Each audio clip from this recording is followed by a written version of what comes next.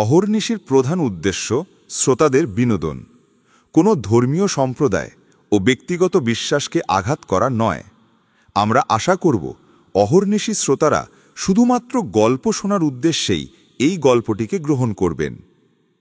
মদ্যপান, ধূমপান এবং মাদক সেবন স্বাস্থ্যের পক্ষে ক্ষতিকর। এই গল্পের সমস্ত ঘটনা ও চরিত্র কাল্পনিক। যদি বাস্তবের সঙ্গে কোনো মিল থেকে থাকে তা নিতান্তই কাকতালীয়।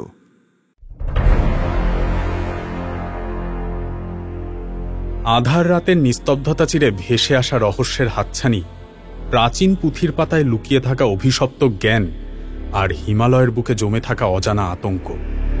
অহর্নিশি অরিজিনালসে আজকের গল্প জিয়াং, এক তরুণ ঐতিহাসিকের রোমাঞ্চকর অথচ ভয়ঙ্কর অভিযানের কাহিনী। যখন কিংবদন্তি আর বাস্তব মিলেমিশে একাকার হয়ে যায়, যখন অজানার আকর্ষণ মৃত্যুর চেয়েও শক্তিশালী হয়ে ওঠে, তখন শুরু হয় এক শ্বাসরুদ্ধ করা অধ্যায়।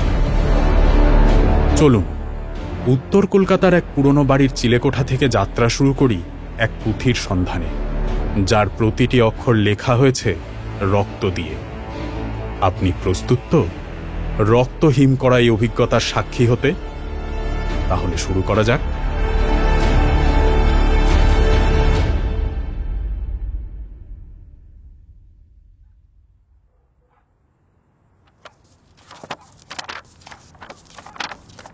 উত্তর কলকাতার এক পুরনো পাড়ার গলি।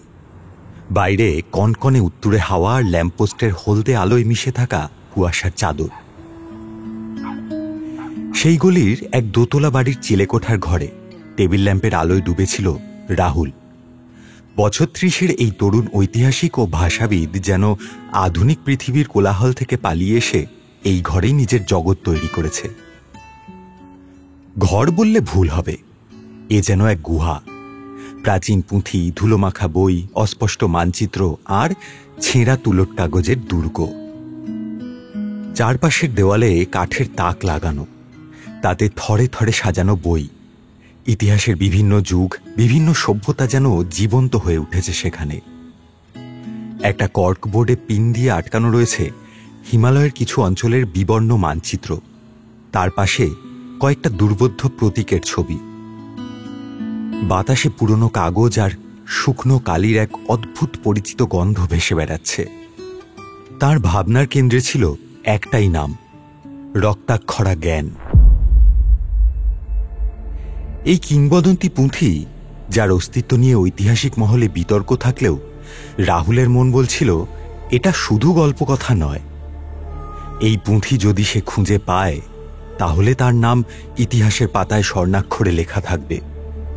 শুধু খ্যাতি নয়, এর মধ্যে আছে অজানা জ্ঞানের ভাণ্ডার, আর সেটাই রাহুলকে বেশি করে টানছিল।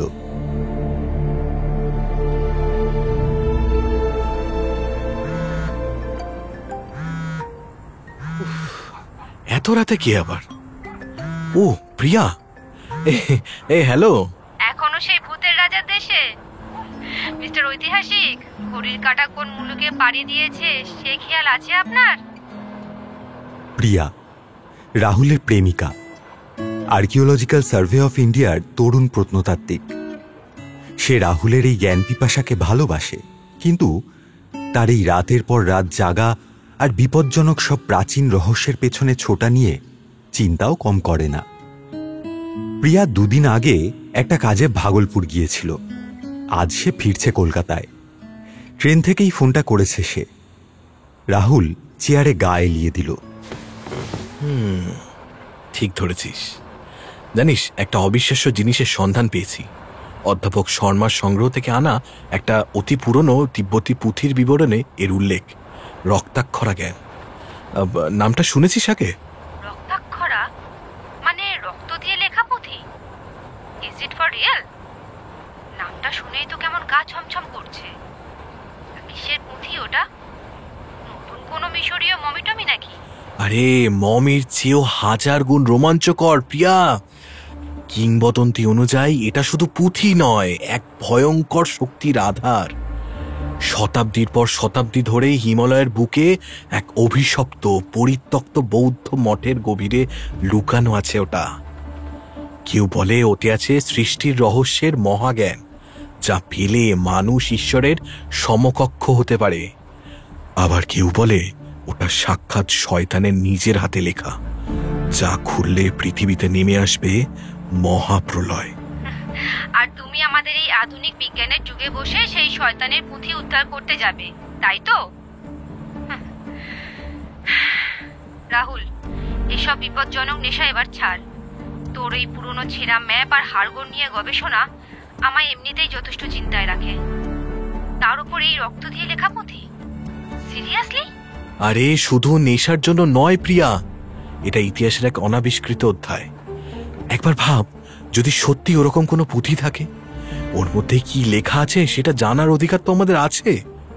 আর তুই তো প্রত্নতাত্ত্বিক, তোর তো এই রহস্যের প্রতি একটা স্বাভাবিক আকর্ষণ থাকারই কথা। আকর্ষণ তো আছে রাহুল, অজানাকে জানার কৌতূহল কার না থাকে। কিন্তু সব অজানার পেছনে ছোটা কি বুদ্ধিমানের কাজ? বিশেষ করে যখন তার সাথে অভিশপ্ত, শয়তান এসব শব্দ জড়িয়ে থাকে। আচ্ছা, অধ্যাপক শর্মা কি বলেন এই রক্তাক্ষরা নিয়ে? তার তো এইসব তিব্বতী গুপ্তবিদ্যা নিয়ে অনেক জ্ঞান। কাল সকালেই স্যারের কাছে যাব, দেখি উনি কি বলেন। তবে আমার মন বলছে প্রিয়া, এটা আমার জীবনের সবচেয়ে বড় আবিষ্কার হতে চলেছে। প্রিয়া কিছুক্ষণ চুপ করে রইল, তারপর বলল, সাবধানে থাকিস রাহুল। আর হ্যাঁ, কাল বেলায় তোর একটা লেকচার আছে, সেটা ভুলে যাস না যেন। ইতিহাসের অধ্যাপক হয়ে বর্তমানে অনুপস্থিত থাকলে কিন্তু চলবে না। আরে মনে আছে ম্যাডাম, মনে আছে। আচ্ছা, এবার ঘুমো, গুড নাইট। ফোনটা রেখে রাহুল আবার ঝুঁকে পড়ল সেই খাতার উপর। রক্তাক্ষরার হাতছানি তখন তার কাছে আরো তীব্র, আরো অপ্রতিরোধ্য।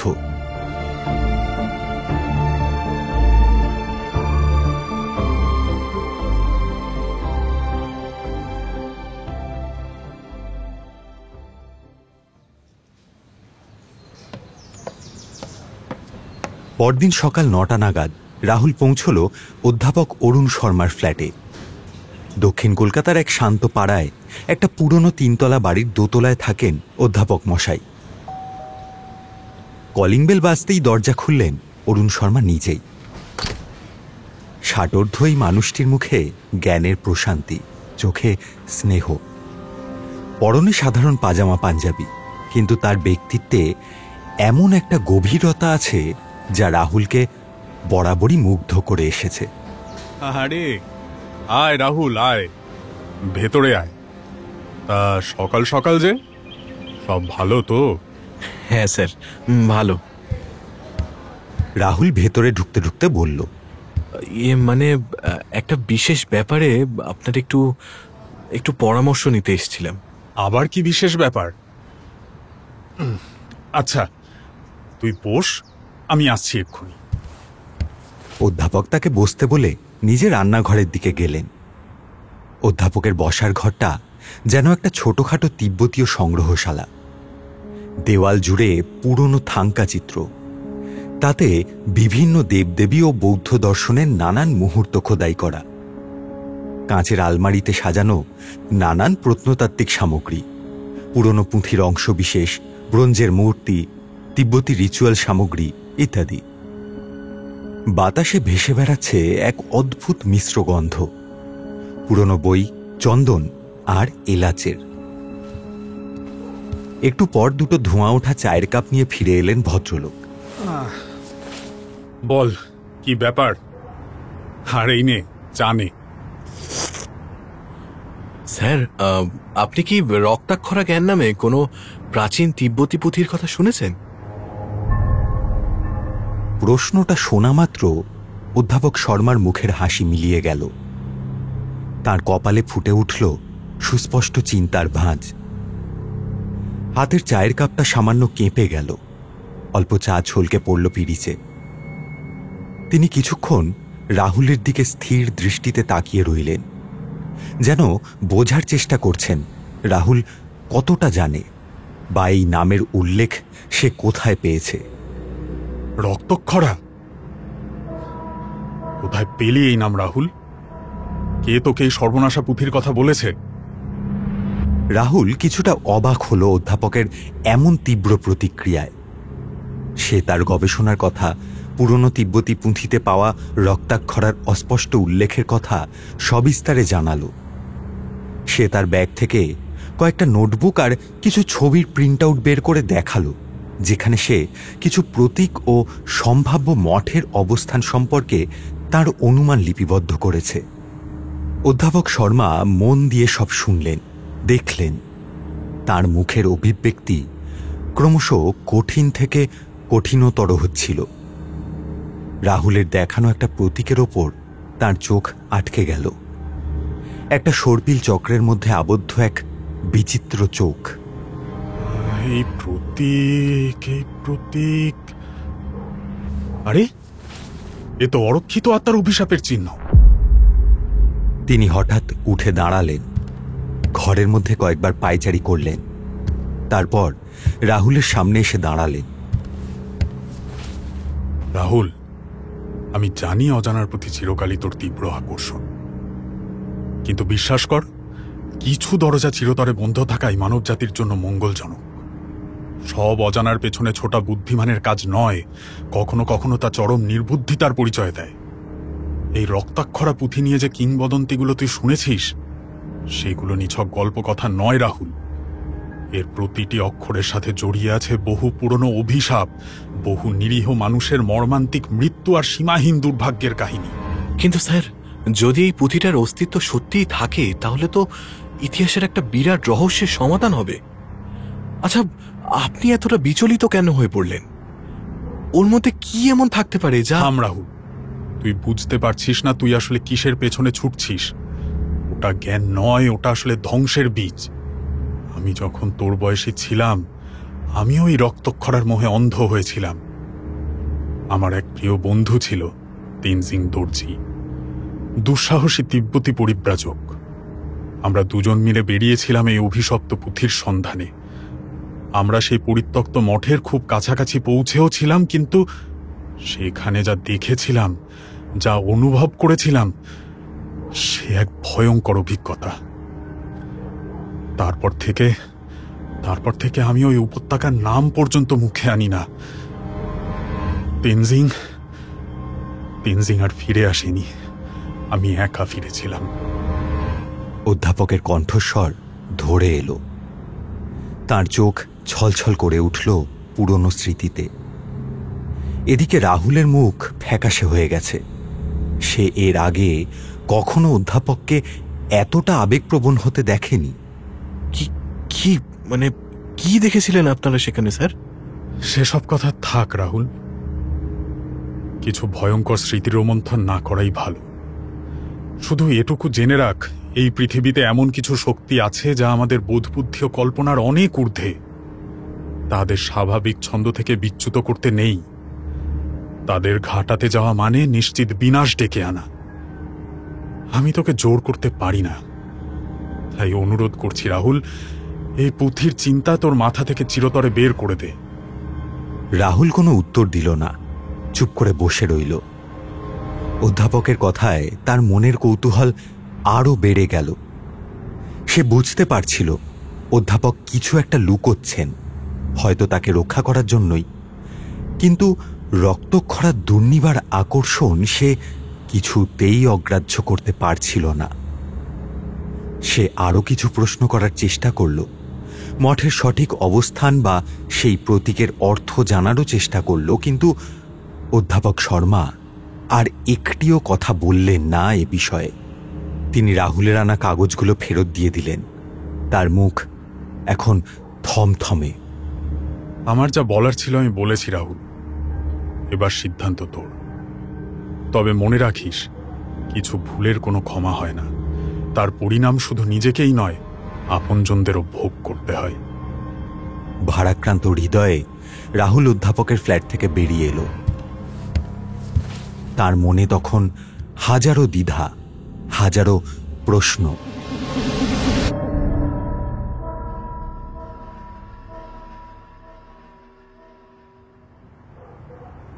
রাহুল চলে যাওয়ার পর অধ্যাপক শর্মা অনেকক্ষণ চুপচাপ জানালার ধারে দাঁড়িয়ে রইলেন। তার কপালে দুশ্চিন্তার রেখা গভীরতর হয়েছে। রাহুলের চোখের জেদ তিনি দেখেছেন। তিনি জানেন রাহুলকে সহজে নিবৃত করা যাবে না। তার মন বলছিল একটা ভয়ঙ্কর অশুভ শক্তি ধীরে ধীরে জেগে উঠছে। তার মনে পড়ল বহু বছর আগে লাসার এক বৃদ্ধ মহাজ্ঞানী লামার কথা, যিনি তাকে রক্তাক্ষরা পুঁথির অভিশাপ সম্পর্কে সতর্ক করেছিলেন। অধ্যাপক তার পুরনো ডায়েরি থেকে একটা নম্বর বের করলেন। কাঁপা কাঁপা হাত বাড়ালেন ফোনের দিকে। বেশ কয়েকবার রিং হওয়ার পর ওপার থেকে একটা শান্ত গম্ভীর কণ্ঠস্বর ভেসে এলো। হ্যালো, তেনজিন জোসাং বলছি। গুরুদেব, আমি অরুণ শর্মা কলকাতা থেকে বলছি। কত বছর পর আপনার কণ্ঠস্বর শুনলাম। আপনি ভালো আছেন তো? ফোনের ওপারে কয়েক মুহূর্তের নীরবতা। তারপর লামা তেনজিনের গম্ভীর কাঁপা কাঁপা কণ্ঠস্বর ভেসে এলো। অরুণ, তোমার কণ্ঠস্বর শুনেই বুঝতে পারছি পরিস্থিতি স্বাভাবিক নয়। উত্তরের পর্বতমালায় বেশ কিছুদিন ধরেই অশুভ সংকেত দেখা যাচ্ছে। ঘুমন্ত আত্মারা যেন আবার জেগে উঠতে চাইছে। আচ্ছা, রক্তাক্ষরার শক্তি কি কেউ অনুভব করতে শুরু করেছে? অধ্যাপক শর্মার বুকের ভেতরটা হিম হয়ে গেল। তার প্রতিটি শব্দ যেন হিমালয়ের বরফ শীতল বাতাস বহন করে আনছে। লামা তেনজিনের দিব্য জ্ঞান তাকে বরাবরই বিস্মিত করেছে। তিনি আর দেরি না করে রাহুলের গবেষণার কথা, তার রক্তক্ষরা পুঁথির প্রতি তীব্র আকর্ষণের কথা বিস্তারিতভাবে জানালেন। সব শুনে লামা তেনজিন দীর্ঘশ্বাস ফেললেন। যা আশঙ্কা করেছিলাম তাই সত্যি হতে চলেছে অরুণ। ওই তরুণটিকে যে কোনো উপায়ে আটকাতে হবে। সে জানে না সে কোন ভয়ঙ্কর বিপদকে আমন্ত্রণ জানাচ্ছে। ওই পুঁথি কোনো জ্ঞান ভাণ্ডার নয়, ওটা এক শক্তিশালী জিয়াং এর, অর্থাৎ তিব্বতী ভাষায় যা অশুভ আত্মা বা পিশাচ, ওটা তার শৃঙ্খল। ওর প্রতিটি অক্ষর সেই জিয়াংকে বেঁধে রেখেছে। কেউ যদি সেই শৃঙ্খল খোলার চেষ্টা করে তাহলে মহা বিপদ অবশ্যম্ভাবী। আমি ওকে অনেক বুঝিয়েছি গুরুদেব, কিন্তু ওর চোখে আমি যে নেশা দেখেছি তাতে মনে হয় না ও সহজে থামবে। তাহলে ওকে সত্যটা জানাতে হবে অরুণ, তবে সম্পূর্ণ সত্য নয়, এমন কিছু যা ওকে ভয় পাইয়ে দেবে, নিরস্ত করবে। আর যদি একান্তই সে না শোনে তাহলে হয়তো আমাকেই একবার কলকাতা যেতে হবে। কিন্তু কিন্তু তার আগে তুমি শেষ চেষ্টা করো। প্রয়োজনে আমার কথা বলো, বলো লাসার এই স্বল্প জ্ঞানী লামা তেনজিন এই কাজে অগ্রসর হতে নিষেধ করেছেন। ঠিক আছে, আমি আবার কথা বলবো ওর সাথে। আপনার কথা অবশ্যই জানাবো।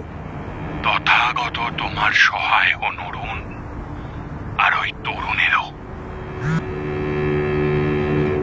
অধ্যাপক ফোনটা রেখে দিলেন। তার কপালে এখন বিন্দু বিন্দু ঘাম।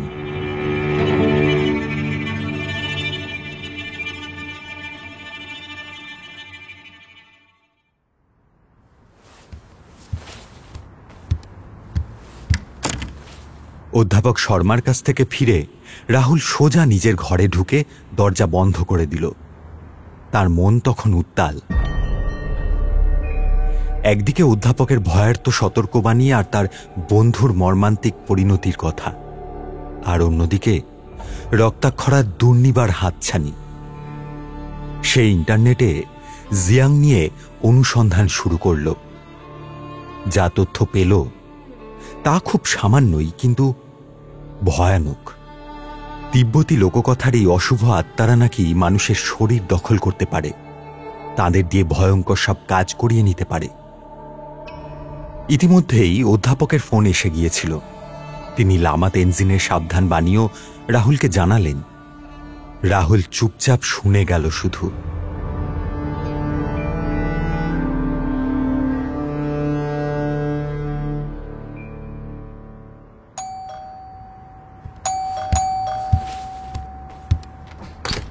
ও প্রিয়া, আয় আয় ভিতরে আয়। বাবা, ট্রেনটা যা ঝোলালো না বাবা, এত গম্ভীর কেন? তা কি বললেন অধ্যাপক শর্মা? প্রিয়া রাহুলের পাশে সোফায় এসে বসল। আরে না, তেমন কিছু না। স্যার একটু বেশি চিন্তা করছেন। আসলে পুরনো দিনের মানুষ তো, তাই এসব কিংবদন্তিকে বেশি গুরুত্ব দেন। দেখ, আমি তোকে খুব ভালো করে চিনি রাহুল, তাই আমার কাছে কিছু লুকোস না। অধ্যাপক শর্মা ঠিক কি বলেছেন সবটা আমায় খুলে বল। রাহুল আর কথাগুলো চেপে রাখতে পারল না। সে অধ্যাপক শর্মার অভিজ্ঞতা, তার বন্ধুর অন্তর্ধান আর জিয়াংয়ের কথা, এমনকি লাসার লামা তেনজিনের আশঙ্কার কথাও প্রিয়াকে জানালো। সব শুনে প্রিয়ার মুখ ভয়ে সাদা হয়ে গেল। রাহুল, তুই কি পাগল হয়ে গেছিস? এত সব জানার পরেও তুই ওই অভিশপ্ত পুঁথির পেছনে ছুটতে চাস? অধ্যাপক শর্মার মতো অভিজ্ঞ মানুষ তোকে বারণ করছেন, লাসার এক মহাজ্ঞানী লামা তোকে সতর্ক করছেন, আর তুই কি না? না রাহুল, আমি তোকে এই ভয়ঙ্কর বিপদের মুখে কিছুতেই ঠেলে দিতে পারি না। তুই যাবি না, ব্যাস। কিন্তু প্রিয়া, আমি যে নিজেকে আটকাতে পারছি না। এই রহস্য আমাকে টানছে। যদি আমি এই রহস্য ভেদ না করতে, অন্ততপক্ষে চেষ্টা না করতে পারি, তাহলে হয়তো সারা জীবন আফসোস করতে হবে আমায়। তাছাড়া এই সিয়াং তো লোককথাও হতে পারে। হয়তো স্যারের বন্ধু অন্য কোনো দুর্ঘটনা। আর যদি লোককথা না হয়, যদি সত্যি ওরকম কোনো অশুভ শক্তি থাকে, তুই কি একবারও আমার কথা ভাববি না? তোর কিছু হয়ে গেলে আমার কি হবে? প্রিয়ার চোখ জলে ভরে এলো। রাহুল প্রিয়াকে জড়িয়ে ধরল। তার নিজের মনেও তখন তীব্র দ্বিধা। প্রিয়ার চোখের জল তাকে দুর্বল করে দিচ্ছিল, কিন্তু রক্তাক্ষরার নেশা তার চেয়েও প্রবল। আমি একা যাচ্ছি না প্রিয়া, তুই তো আমার সাথে থাকবি। তোর প্রত্নতাত্ত্বিক জ্ঞান, তোর সাহস আমার অনেক কাজে লাগবে রে। আমরা শুধু পুঁথিটা উদ্ধার করব, তারপর বিশেষজ্ঞদের দিয়ে পরীক্ষা করাবো। সামান্যতম বিপদ যদি বুঝি, আমরা সাথে সাথে ফিরে আসব, কথা দিচ্ছি। প্রিয়া অনেকক্ষণ রাহুলের বুকে মুখ গুজে কাঁদল। তারপর মুখ তুলে রাহুলের চোখের দিকে তাকালো। সেই চোখে সে দেখতে পেল অদম্য কৌতূহল আর প্রতিজ্ঞার আগুন। প্রিয়া দীর্ঘশ্বাস ফেলল। আমি যদি তোকে বারণ করি যেতে, তাহলে কি তুই আমার কথা শুনবি? রাহুল আলতো করে মাথা নাড়ল। তুই তো জানিস আমি এটা করতে পারবো না প্রিয়া। এটা আমার জীবনের সব থেকে বড় চ্যালেঞ্জ, সবচেয়ে বড় আবিষ্কার হতে পারে। ঠিক আছে, আমিও তোর সাথে যাব। তোর এই ভুতুরে পুঁথি উদ্ধার অভিযানে আমিও একজন সঙ্গী হব। তবে আমার কয়েকটা শর্ত আছে। প্রথমত, অধ্যাপক শর্মার দেওয়া সমস্ত নির্দেশ আমরা অক্ষরে অক্ষরে পালন করব। দ্বিতীয়ত, আমরা প্রতি মুহূর্তে একে অপরের সঙ্গে থাকব, কেউ কাউকে ছেড়ে এক পাও নড়ব না। আর তৃতীয়ত, যেটা সবচেয়ে গুরুত্বপূর্ণ, সামান্যতম অস্বাভাবিক কিছু ঘটলে বা বিপদ বুঝলে কোনো প্রশ্ন না করে আমরা সাথে সাথে ফিরে আসার জন্য রওনা হব। পুঁথি উদ্ধারের চেয়ে আমাদের জীবন অনেক বেশি মূল্যবান। কথা দে, এই শর্তগুলো তুই মানবি? রাহুল প্রিয়ার হাতে হাত রেখে বলল, কথা দিলাম প্রিয়া, তোর সব শর্ত আমি মানব। থ্যাংক ইউ বাবু, আমাকে বোঝার জন্য। তাদের এই কঠিন সিদ্ধান্তের খবর যখন অধ্যাপক শর্মার কানে পৌঁছল, তিনি হতাশায় ভেঙে পড়লেন। তোরা যাচ্ছিস যা, কিন্তু খুব সাবধান। মনে রাখিস, হিমালয়ের ওই প্রত্যন্ত অঞ্চলে বিপদ শুধু প্রাকৃতিক দুর্যোগের রূপে আসে না, আসে আরো অনেক সূক্ষ্ম অলৌকিক রূপে। সাবধানে থাকিস। তার চোখের দৃষ্টি বলছিল তিনি যেন তাদের এক অনিশ্চিত ভয়ঙ্কর ভবিষ্যতের দিকে এগিয়ে যেতে দেখছেন। তার বুকটা অজানা আশঙ্কায় বারংবার কেঁপে উঠছিল। তিনি মনে মনে প্রার্থনা করছিলেন যেন তার এই অত্যন্ত প্রিয়, অত্যন্ত প্রতিভাবান ছাত্রটি নিরাপদে ফিরে আসে।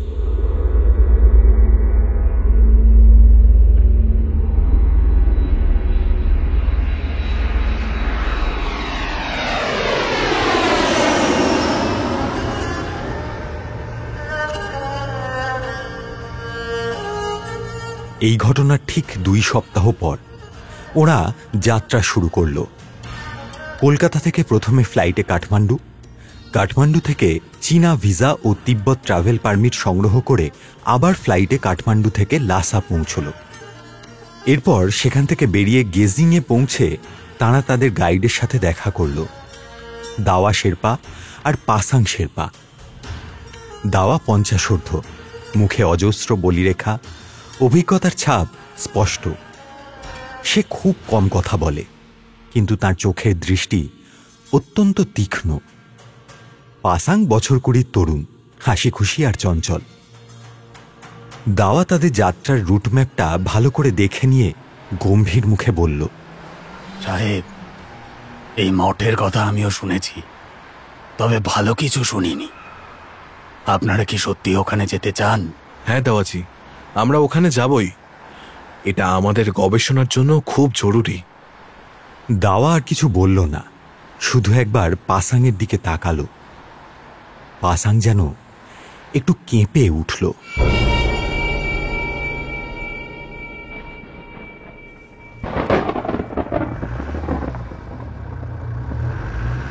যাত্রার প্রথম দিন থেকেই প্রকৃতি যেন তাদের পরীক্ষা নিতে শুরু করল।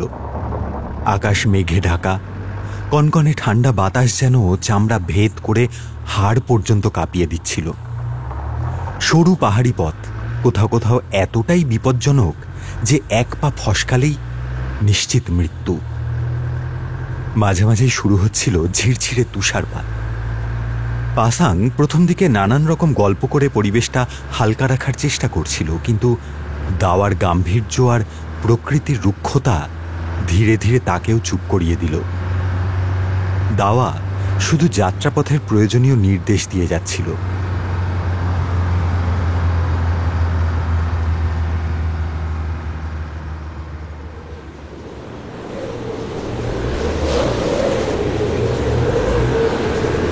ए पासा, उधर गाड़ी रोक जल्दी। उधर एक गुफा है, जल्दी रोक। हाँ हाँ, उतरे उतरे साहब जी, जल्दी। वो गुफा के अंदर चाहिए। आशुन साहब, आशुन। একদিন সন্ধ্যায় প্রবল তুষারঝড়ের কবলে পড়ে তারা একটা পাহাড়ের গুহার মধ্যে আশ্রয় নিতে বাধ্য হল।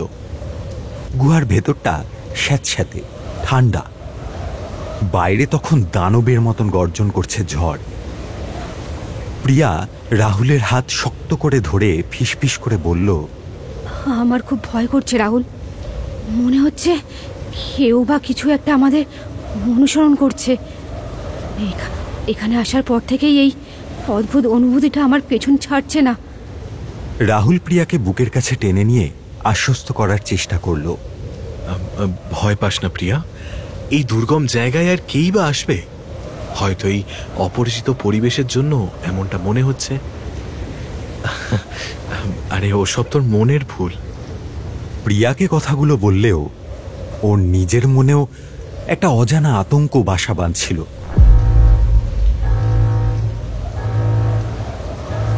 রাতের বেলা ঝড়ের শব্দের মধ্যেই সে স্পষ্ট শুনতে পেল গুহার বাইরে থেকে কিসের যেন কর্কশ গর্জনের শব্দ ভেসে আসছে।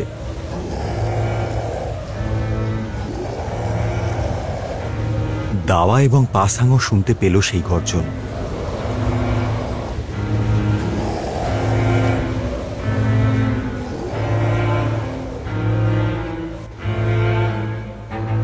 ভোরবেলায় যখন ঝড় থামল, ওরা বাইরে গিয়ে পরীক্ষা করল, কিন্তু বরফের ওপর কোনো জন্তুর পায়ের ছাপ দেখা গেল না। দাওয়া কিছুক্ষণ থম মেরে দাঁড়িয়ে রইল, তারপর রাহুলের দিকে তাকিয়ে বলল, সাহেব, অশুভ শক্তি আমাদের পিছু নিয়েছে, খুব সাবধানে থাকতে হবে।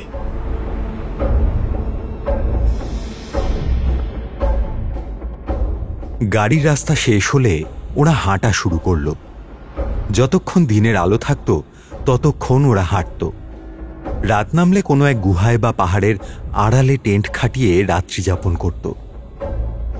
এভাবে কয়েকদিন চলার পর ওরা গিয়ে পৌঁছল এক বিস্তীর্ণ জনশূন্য পাথুরে উপত্যকার উপর। উফ, অ্যাট লাস্ট! রাহুলের আঙুল লক্ষ্য করে বাকিরা দেখল সেই উপত্যকার ঠিক মাঝখানে একটা মাঝারি উচ্চতার টিলার মাথায় এক বিশাল, প্রায় অর্ধ ধ্বংসপ্রাপ্ত বৌদ্ধ মঠের কালো কাঠামো দাঁড়িয়ে। শতাব্দীর পর শতাব্দী ধরে রোদ, জল, ঝড় আর অবহেলায় তার দেওয়ালগুলো ক্ষয়ে গেছে। ছাদের বেশিরভাগ অংশ ভেঙে পড়েছে। চারপাশ অস্বাভাবিক রকমের নিস্তব্ধ, এতটাই নিস্তব্ধ যে নিজেদের হৃৎস্পন্দনও স্পষ্ট শোনা যাচ্ছিল।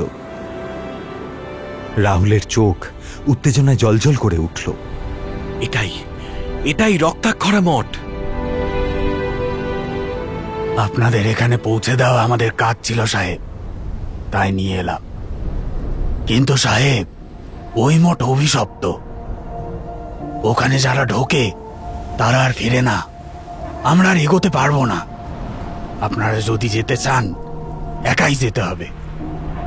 তবে এই বুড়োর কথা যদি শোনেন তাহলে বলবো ফিরে চলো। রাহুল আর প্রিয়া পরস্পরের দিকে তাকালো। এত দূর এসে ফিরে যাওয়ার কোনো প্রশ্নই ওঠে না। ওদের চোখে তখন প্রচন্ড জেদ। ঠিক আছে দাওয়াজি, আপনারা এখানেই অপেক্ষা করুন। আমরা মঠটা দেখে যত তাড়াতাড়ি সম্ভব ফিরে আসব। দাওয়া কিছু বলল না, শুধু কপালে হাত ঠেকিয়ে তাদের বিদায় জানালো। পাসাং বিড়বিড় করে বুদ্ধের নাম জপ করতে লাগলো। বুদ্ধম শরণং গচ্ছামি, বুদ্ধম শরণং গচ্ছামি, বুদ্ধম শরণং গচ্ছামি, বুদ্ধম শরণং গচ্ছামি। রাহুল আর প্রিয়া সাবধানে টিলার দিকে এগোতে লাগলো। তাদের পায়ের নিচে বরফ আর নুড়ি পাথরের মর্মর শব্দ সেই ভুতুড়ে নিস্তব্ধতাকে আরো প্রকট করে তুলছিল। মঠের কাছাকাছি পৌঁছতেই একটা দমকা হিমেল হাওয়া তাদের শরীরে কাঁপুনি ধরিয়ে দিল। মঠের ভাঙা দেওয়ালের ফাঁক দিয়ে সেই বাতাস যখন বয়ে যাচ্ছিল, তখন মনে হচ্ছিল যেন বহু অতৃপ্ত আত্মা একসাথে হাহাকার করে কাঁদছে। মঠের প্রধান প্রবেশদ্বার প্রায় পুরোটাই ভেঙে পড়েছে। ভেতরে ঘুটঘুটে অন্ধকার আর কবরের নিস্তব্ধতা। ভাঙা মূর্তি, ছেঁড়া থাঙ্কা, ধুলোয় ঢাকা পুঁথির স্তূপ এখানে ওখানে ছড়িয়ে ছিটিয়ে রয়েছে। দেওয়ালের গায়ে আঁকা ভয়ঙ্কর দর্শন দেবদেবীর ছবিগুলো যেন তাঁদের দিকেই ক্রূর চোখে তাকিয়ে আছে। কয়েকটা বিশাল মাকড়সা তাদের জাল বুনেছে মূর্তির মাথায়। প্রিয়া নিজের অজান্তেই রাহুলের হাতটা শক্ত করে চেপে ধরল। রাহুল, আমার কেমন মনে হচ্ছে ওই দেওয়ালের ওই মূর্তিগুলো যেন নিঃশ্বাস নিচ্ছে। আর এই গন্ধটা, পচা মাংসের মতন একটা ব্যবসা গন্ধ। উফ, একটু চুপ কর তো। সে টর্চ জেলে চারপাশ দেখতে লাগলো। আমাদের তাড়াতাড়ি কাজ সারতে হবে। রাহুল মনে মনে মঠের গঠন বোঝার চেষ্টা করছিল। বেশ কিছুক্ষণ খোঁজাখুঁজির পর মঠের মূল গর্ভগৃহের ঠিক পেছনের দেওয়ালে তারা একটা অস্বাভাবিক অংশ দেখতে পেল। দেওয়ালের সেই জায়গাটা অন্য অংশের চেয়ে নতুন মনে হচ্ছিল, যেন পরে কেউ পাথর দিয়ে গেঁথে বন্ধ করে দিয়েছে জায়গাটা।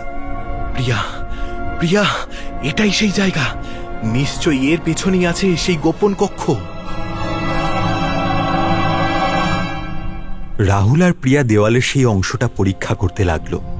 শোন, তুই ওই দিকটা দেখ ভালো করে, একটা পাথরও কিন্তু বাদ দিবি না। এখানেই নিশ্চয়ই প্রবেশ পথ আছে। হ্যাঁ দেখছি, কিন্তু তুই একটু সাবধান হ, এই পরিত্যক্ত জায়গায় অনেক কিছু থাকতে পারে। ওরা দুজনেই সাবধানে জায়গাটা পরীক্ষা করতে লাগলো। কয়েকটা পাথর আলগা করে সরাতেই ঘরঘর করে দেওয়ালের একটা অংশ পাশাপাশিভাবে সরে গিয়ে একটা সুড়ঙ্গের মুখ বেরিয়ে পড়ল। সুড়ঙ্গটা বেশি দীর্ঘ নয়, কিন্তু নিষ্কালো অন্ধকার। টর্চের আলো ফেলে দেখা গেল সুড়ঙ্গের শেষে আরো একটা বিশাল পাথরের দরজা, তাতে খোদাই করা এক জটিল তিব্বতী মন্ত্র। সেই সর্পিল চক্রের মধ্যে আবদ্ধ চোখওয়ালা প্রতীকটাও সেখানে স্পষ্ট। দরজার দুপাশে দুটো মশালদানি, তাতে বহু পুরনো পোড়া মশালের অবশেষ। ওরা এগিয়ে গেল সেই দরজার দিকে। এই শীতেও রাহুলের কপালে ফুটে উঠল বিন্দু বিন্দু ঘাম। এটাই সেই সুরক্ষা কবচ। অধ্যাপক শর্মা ঠিকই বলেছিলেন, ওই মন্ত্র ভেদ করতে না পারলে দরজা খুলবে না। রাহুল তার ভাষাতত্ত্বের সমস্ত জ্ঞান প্রয়োগ করে মন্ত্রটা পাঠোদ্ধারের চেষ্টা করতে লাগল। সময় গড়িয়ে যাচ্ছিল, বাইরে দিনের আলো ক্রমশ কমে আসছে। সুড়ঙ্গের ভেতরটাও যেন আরো বেশি শীতল, আরো শ্বাসরোধী হয়ে উঠছে। প্রিয়া চুপচাপ রাহুলের পাশে দাঁড়িয়ে টর্চ ধরেছিল। তার কান সজাগ ছিল যে কোনো অস্বাভাবিক শব্দের জন্য। মাঝে মাঝে তার মনে হচ্ছিল তাদের পেছনে কেউ যেন এসে দাঁড়িয়েছে, তাদের প্রতিটি পদক্ষেপ লক্ষ্য করছে সে, কিন্তু মুখ ঘুরিয়ে কাউকেই দেখতে পাচ্ছিল না সে। ইউরেকা, বুঝে গেছি প্রিয়া, বুঝে গেছি। প্রায় 2 ঘন্টার আপ্রাণ চেষ্টার পর রাহুল অবশেষে মন্ত্রের গঠন এবং তার গোপন সংকেত বুঝতে পারল। আরে, এই মন্ত্রের নির্দিষ্ট কয়েকটা অক্ষর একটা বিশেষ ক্রমে স্পর্শ করতে হবে। কাঁপা কাঁপা হাতে রাহুল সেই অক্ষরগুলো স্পর্শ করল। শেষ অক্ষরটা স্পর্শ করার সাথে সাথেই একটা চাপা ঘড়ঘড় শব্দ হলো, আর পাথরের দরজাটা ধীরে ধীরে একপাশে সরে যেতে লাগলো। দরজার ফাঁক দিয়ে বেরিয়ে এলো এক ভ্যাপসা বাতাস। তার সাথে মিশে আছে সেই বমন উদ্রেককারী গন্ধটা, যা এখন আরো তীব্র। ভেতরে একটা ছোট্ট বর্গাকার ঘর। ঘরের দেওয়াল পাথর দিয়ে বাঁধানো, তাতে কোনো জানালা নেই। ঘরের ঠিক মাঝখানে একটা কালো পাথরের বেদির ওপর লাল রেশমি কাপড়ে সযত্নে মোড়া একটা আয়তাকার বস্তু। আর কিছুই নেই ঘরটাতে। ওই যে রক্তাক্ষরা। রাহুলের কণ্ঠস্বর উত্তেজনায় আর ভয়ে কাঁপছিল। সে প্রায় দৌড়ে বেদির কাছে গেল, প্রিয়া তার পেছনে। রাহুলের হাত কাঁপছিল যখন সে লাল রেশমি কাপড়টা সরালো। কাপড়ের নিচে ছিল একটা সেগুন কাঠের তৈরি নকশা করা বাক্স। বাক্সের ডালাটা পিতলের কবজা দিয়ে আটকানো, তার উপর খোদাই করা সেই একই ভয়ঙ্কর প্রতীক। বাক্সটা খুলতেই সেই পচা গন্ধটা যেন ধাক্কা মারল তাদের নাকে। প্রিয়া নাকে রুমাল চাপা দিল। বাক্সের ভেতরে লাল মখমলের ওপর রাখা ছিল সেই বহু আকাঙ্ক্ষিত, বহু চর্চিত পুঁথি, রক্তাক্ষরা জ্ঞান। পুঁথিটা মাঝারি আকারের, কালো চামড়া দিয়ে বাঁধানো। চামড়াটা অদ্ভুত রকমের মসৃণ আর নরম, যেন তা জীবন্ত। পুঁথিটার পাতাগুলো সাধারণ কাগজের নয়, সেগুলো দেখতে অনেকটা পশুর চামড়ার মতো, আর তার রং গাঢ় লাল, যেন শুকনো রক্ত। পুঁথিটার বাঁধন খোলা ছিল, আর প্রথম পাতাটা সামান্য দেখা যাচ্ছিল। তাতে সাদা কালিতে আঁকা ছিল কিছু বীভৎস ছবি আর সেই দুর্বোধ্য কাঁকড়ার মতন দেখতে অক্ষরগুলো। রাহুল যখন পুঁথিটা স্পর্শ করার জন্য হাত বাড়ালো, ঠিক সেই মুহূর্তে ঘরের তাপমাত্রা যেন হঠাৎ করে শূন্যের নিচে নেমে গেল।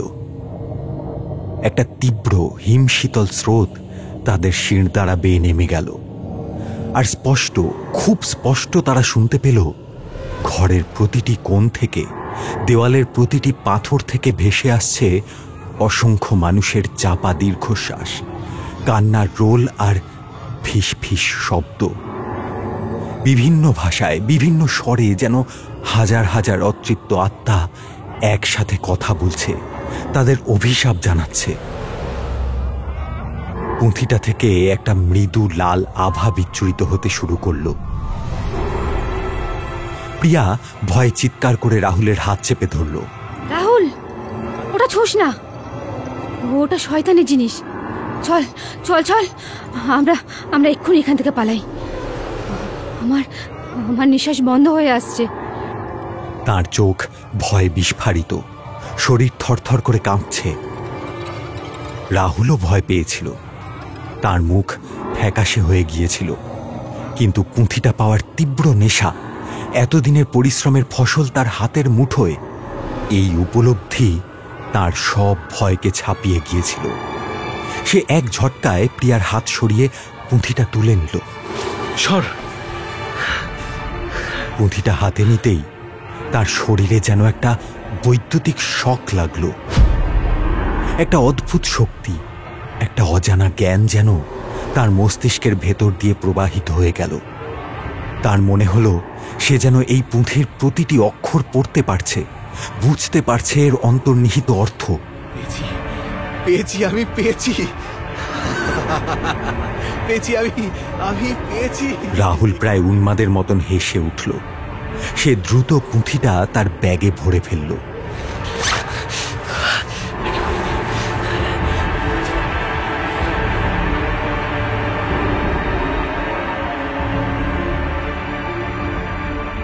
তারা যখন সেই অভিশপ্ত ঘর থেকে বেরিয়ে সুড়ঙ্গ পার হয়ে মঠের বাইরের দিকের ধ্বংসস্তূপে ফিরে এলো, তখন সূর্য পশ্চিম আকাশে প্রায় অস্তমিত। শেরপাড়া তখনও সেই টিলার নিচে তাদের জন্য অপেক্ষা করছিল। রাহুল আর প্রিয়াকে অক্ষত অবস্থায় ফিরে আসতে দেখে তারা কিছুটা আশ্বস্ত হল। তারপর তারা দ্রুত পা চালালো, কিন্তু ফেরার পথে ঘটল প্রথম অঘটন।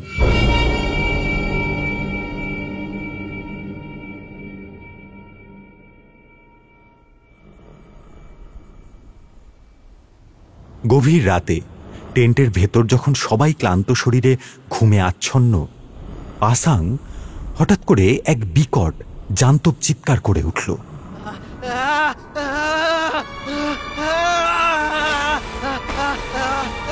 সবাই ধর্মর করে জেগে উঠে দেখল পাসাং তার স্লিপিং ব্যাগের মধ্যে পাগলের মতন হাত পা ছুটছে। দাওয়া ছুটে গিয়ে স্লিপিং ব্যাগের চেনটা খুলে ফেলল।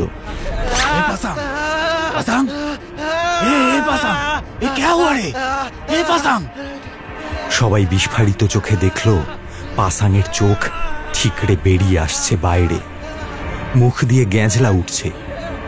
সে আঙুল দিয়ে তাঁবুর বাইরে কিছু একটা দেখানোর চেষ্টা করছে।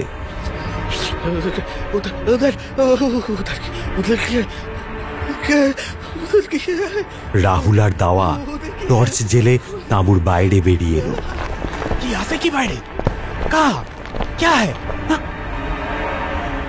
থমকে গেল দাওয়া। সেখানে ওরা যা দেখল তাতে তাদের রক্ত হিম হয়ে গেল।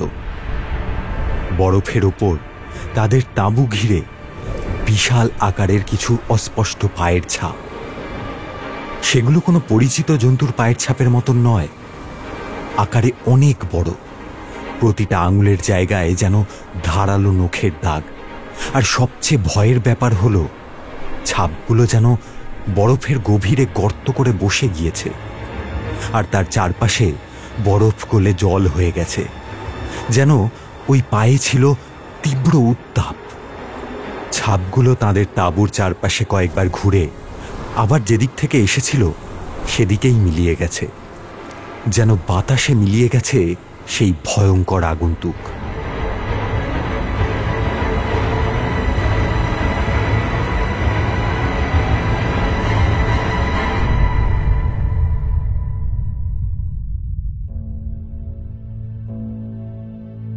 পাসাং সেই রাতের পর আর একটাও স্বাভাবিক কথা বলতে পারেনি। সে শুধু থেকে থেকে ভয়ে শিউরে উঠছিল আর বিড়বিড় করে কি সব জানি বলছিল। তার চোখে দৃষ্টি হয়ে গিয়েছিল শূন্য, বুদ্ধিভ্রষ্ট। দাওয়া কোনো মতে কিছু প্রাথমিক চিকিৎসা করে তাকে শান্ত করার চেষ্টা করল, কিন্তু সে জানত পাসাংয়ের আত্মাকে অশুভ শক্তি স্পর্শ করেছে। অনেক কষ্টে পাসাংকে বয়ে নিয়ে তারা গেজিংয়ে ফিরে এলো। সেখান থেকে পাসাংকে হাসপাতালে ভর্তি করে রাহুল আর প্রিয়া কোনো মতে কলকাতায় ফিরল। এই ভয়ঙ্কর অভিজ্ঞতার পর প্রিয়া চেয়েছিল পুঁথিটা তিব্বতের কোনো বৌদ্ধ মঠে দিয়ে দিতে অথবা ওখানেই নষ্ট করে ফেলতে, কিন্তু রাহুল কিছুতেই রাজি হয়নি। তার মতে পুঁথিটা এখন তার গবেষণার অংশ, তার জীবনের সবচেয়ে মূল্যবান আবিষ্কার।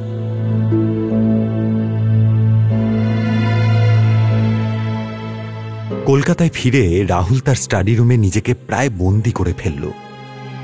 সেই অভিশপ্ত পুঁথিটা এখন তার টেবিলের প্রধান আকর্ষণ। সে একটা বিশেষ নরম কাপড়ের ওপর পুঁথিটা রাখত আর ঘরের দরজা সব সময় বন্ধ রাখত, যাতে কেউ পুঁথিটা স্পর্শ করতে না পারে। পুঁথিটার ভাষা ছিল অত্যন্ত প্রাচীন এবং জটিল। কিছু অংশ প্রাচীন তিব্বতী উপভাষায় লেখা হলেও বেশিরভাগটাই ছিল এমন এক সাংকেতিক লিপিতে যা রাহুলের পরিচিত কোনো লিপির সাথেই মিল ছিল না। আর পাতাগুলো রাহুল মাইক্রোস্কোপের নিচে পরীক্ষা করে নিশ্চিত হল ওগুলো সত্যিই কোনো অজানা উপায়ে সংরক্ষিত মানব রক্ত দিয়ে রঞ্জিত, এবং পাতাগুলো সম্ভবত কোনো প্রাণীর পাতলা চামড়া দিয়ে তৈরি। প্রিয়া প্রথম কদিন রাহুলের এই গবেষণা নিয়ে তেমন মাথা ঘামায়নি। সে চেয়েছিল রাহুল স্বাভাবিক জীবনে ফিরে আসুক, ইউনিভার্সিটির কাজকর্মে মন দিক। কিন্তু ধীরে ধীরে সে লক্ষ্য করতে শুরু করল রাহুল কেমন যেন বদলে যাচ্ছে, শুধু শারীরিকভাবে নয়, মানসিকভাবেও। সে আগের মতন হাসি খুশি প্রাণবন্ত নেই, সারাক্ষণ গম্ভীর হয়ে পুঁথিটার উপর ঝুঁকে থাকে। রাতের বেলা ঘুমের মধ্যে চিৎকার করে ওঠে, দুর্বোধ্য ভাষায় কথা বলে, ভয়ঙ্কর দুঃস্বপ্ন দেখে বিছানায় ছটফট করে। তার চোখের নিচে গভীর কালি পড়েছে, মুখটা শুকিয়ে গেছে, শরীরটাও কেমন যেন শীর্ণ হয়ে যাচ্ছে। খাবারের প্রতি তার কোনো আগ্রহ নেই, স্নান করার কথাও সে ভুলে যায়। একদিন দুপুরে প্রিয়া রাহুলের জন্য খাবার নিয়ে তার স্টাডি রুমে ঢুকল।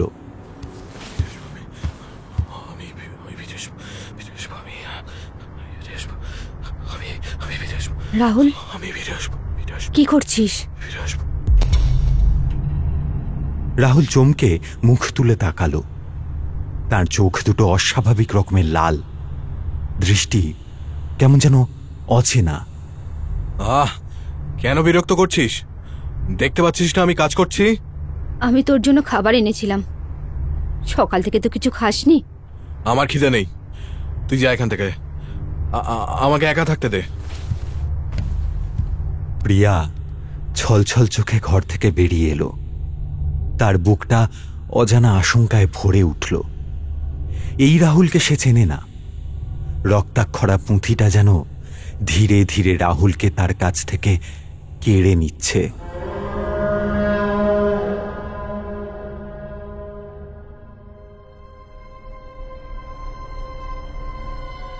পুঁথিটার পাঠোদ্ধার যত এগোতে লাগলো, রাহুলের আচরণ ততটাই অস্বাভাবিক হতে লাগলো। সে ঘন্টার পর ঘন্টা পুঁথিটার দিকে তাকিয়ে থাকত, মাঝে মাঝে মুচকি হাসত, আবার কখনো অকারণে রেগে গিয়ে ঘরের জিনিসপত্র ছুঁড়ে ফেলত। প্রিয়ার সাথে তার কথাবার্তা প্রায় বন্ধই হয়ে গেল। শুধু তাই নয়, তাদের ফ্ল্যাটেও শুরু হলো নানান রকম অলৌকিক উপদ্রব। রাতের বেলা শোবার ঘরের দরজা নিজে থেকেই সশব্দে খুলে যেত, আবার বন্ধও হয়ে যেত। রান্নাঘরের বাসনপত্র ঝনঝন করে মেঝেতে পড়ে যেত, অথচ সেখানে কেউ থাকতো না। তাই ফ্ল্যাটের ভেতর সেই মাংস পচা গন্ধটা পাওয়া যেত, যা তারা প্রথম দিন পেয়েছিল মঠের সেই গোপন কক্ষে। প্রিয়া মাঝে মাঝে অনুভব করত কেউ যেন তার ঘাড়ে ঠান্ডা নিঃশ্বাস ফেলছে, অথবা তার পাশ দিয়ে দ্রুত কোনো ছায়ামূর্তি চলে যাচ্ছে। তার সবচেয়ে ভয় লাগত তখন, যখন সে রাহুলের স্টাডি রুমের বন্ধ দরজার ভেতর থেকে একাধিক কণ্ঠস্বরের চাপা গুঞ্জন শুনতে পেত, অথচ রাহুল সেই ঘরে একা থাকত। একদিন রাতে প্রিয়া ঘুম ভেঙে দেখল রাহুল বিছানায় নেই। সে ভয়ে ভয়ে উঠে স্টাডি রুমের দরজার কাছে গেল। দরজাটা সামান্য ফাঁক হয়েছিল। সেই ফাঁক দিয়ে সে দেখল রাহুল ঘরের মেঝেতে হাঁটু গেড়ে বসে আছে, তার সামনে রাখা সেই রক্তাক্ষরা পুঁথি। পুঁথিটা থেকে একটা উজ্জ্বল লাল আলোকরশ্মি বেরিয়ে রাহুলের মুখের উপর পড়ছে। রাহুলের চোখ দুটো বন্ধ, কিন্তু তার ঠোঁট নড়ছে। সে যেন কোনো মন্ত্র উচ্চারণ করছে, কিন্তু তার কণ্ঠস্বর, সেটা রাহুলের কণ্ঠস্বর তো নয়। এ তো কোনো বয়স্ক মানুষের কণ্ঠ, যার প্রতিটা শব্দে ঝরে পড়ছিল হাজার বছরের পুরনো বিদ্বেষ আর ক্রূরতা। প্রিয়া ভয়ে জমে গিয়েছিল। সে নিঃশব্দে নিজের ঘরে ফিরে এসে সারা রাত ভয়ে কাঁপতে কাঁপতে কাটাল।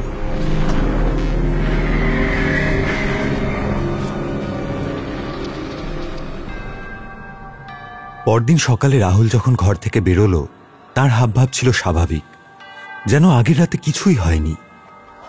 প্রিয়া তাকে কিছু জিজ্ঞেস করার সাহস পেল না।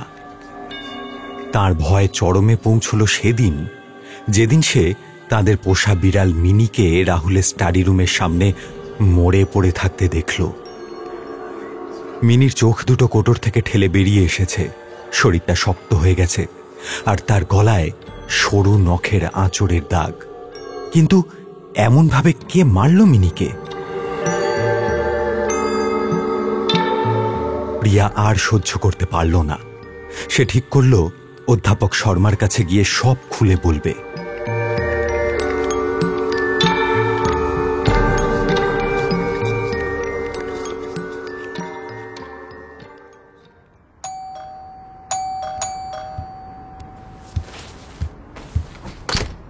এ কি প্রিয়া, কি হয়েছে? Sir, sir, Rahul, Rahul. প্রিয়া যখন অধ্যাপক শর্মার ফ্ল্যাটে পৌঁছল, তখন তার অবস্থা প্রায় পাগলের মতো। অধ্যাপক শর্মা তাকে দেখে আঁতকে উঠলেন। প্রিয়া কাঁদতে কাঁদতে রাহুলের পরিবর্তন, ফ্ল্যাটে ঘটতে থাকা অলৌকিক ঘটনা, এমনকি মিনির মৃত্যুর কথাও জানালো। স্যার, আমি লুকিয়ে ওই পুঁথির কয়েকটা ছবি তুলেছি, এই দেখুন। কই দেখি। অধ্যাপক শর্মা পুঁথির ছবিগুলো আর পাঠোদ্ধারের কিছু খসড়া কাগজ, যা প্রিয়া রাহুলের অজান্তে এনেছিল, সেগুলো দেখে শিউরে উঠলেন। পুঁথির পাতায় আঁকা প্রতীকগুলো আর রাহুলের অনুবাদ করা পংক্তি দেখে তার মুখ ফ্যাকাশে হয়ে গেল। এ তো ভয়ঙ্কর। এ তো শুধু কোনো সাধারণ পুঁথি নয়, এ যে সাক্ষাৎ নরকের দ্বার। রাহুল অজান্তে সে অপশক্তিকেই আবাহন করে ফেলেছে। তেনজিন চোসাং বলেছিলেন ওই পুঁথিটা আসলে এক অশুভ আত্মার জাগতিক রূপ, ওর কারাগার। আর রাহুল ওর পাঠোদ্ধার করে সেই কারাগারের দেওয়াল ভেঙে দিচ্ছে। ওই কণ্ঠস্বর ওটা রাহুলের নয়, ওটা এই সিয়াং এর কণ্ঠ। ও রাহুলের শরীরটাকে বাহন হিসাবে ব্যবহার করতে শুরু করেছে। অধ্যাপক শর্মা আর এক মুহূর্তও দেরি করলেন না। তিনি কাঁপা কাঁপা হাতে ফোন করলেন লাসায়, লামা তেনজিনের নম্বরে, এবং ফোনটা স্পিকারে দিলেন। গুরুদেব, সর্বনাশ হয়ে গেছে। রাহুল সেই রক্তাক্ষরা পুঁথি শুধু খুঁজেই পায়নি, তার পাঠোদ্ধারও অনেক দূর এগিয়ে নিয়ে গেছে। সেই অশুভ শক্তি ইতিমধ্যেই সক্রিয় হয়ে উঠেছে, রাহুলের উপর ভর করতে শুরু করেছে। এমনকি একটা নিরীহ প্রাণীও। শান্ত হও অরুণ, আমি যা আশঙ্কা করেছিলাম তাই ঘটেছে। পুঁথিটি আসলে ন্যাংত্রাক্সিয়াং নামক এক অতি শক্তিশালী এবং প্রাচীন প্রেতাত্মার জাগতিক বন্ধন। বহু শতাব্দী আগে মহান তান্ত্রিক গুরু পদ্ম সম্ভবের প্রধান শিষ্যরা বহু রক্তক্ষয়ী সংগ্রাম ও ত্যাগের বিনিময়ে এই ভয়ঙ্কর আত্মাকে এই পুঁথির প্রতিটি অক্ষর ও প্রতীকের মায়াজালে বন্দী করেছিলেন। এর প্রতিটি পাতা সেই বন্ধনের অংশ। রাহুলের পাঠোদ্ধার করে সেই আদিম বাঁধন ছিন্ন করে দিচ্ছে। ন্যাংত্রাগ এখন রাহুলের শরীরকে মাধ্যম করে পৃথিবীতে তার ধ্বংসলীলা পুনরায় শুরু করতে চাইছে। আমাকে এখনই কলকাতা রওনা হতে হবে, আর দেরি করা চলবে না। না হলে ওই জিয়াং প্রথমে রাহুলের আত্মাকে সম্পূর্ণ গ্রাস করবে, তারপরে এই পৃথিবীকে নরক বানিয়ে ছাড়বে। আপনি কবে আসছেন গুরুদেব? যত দ্রুত সম্ভব, তবে আমার পৌঁছতে অন্তত 5-6 দিন সময় লাগবে।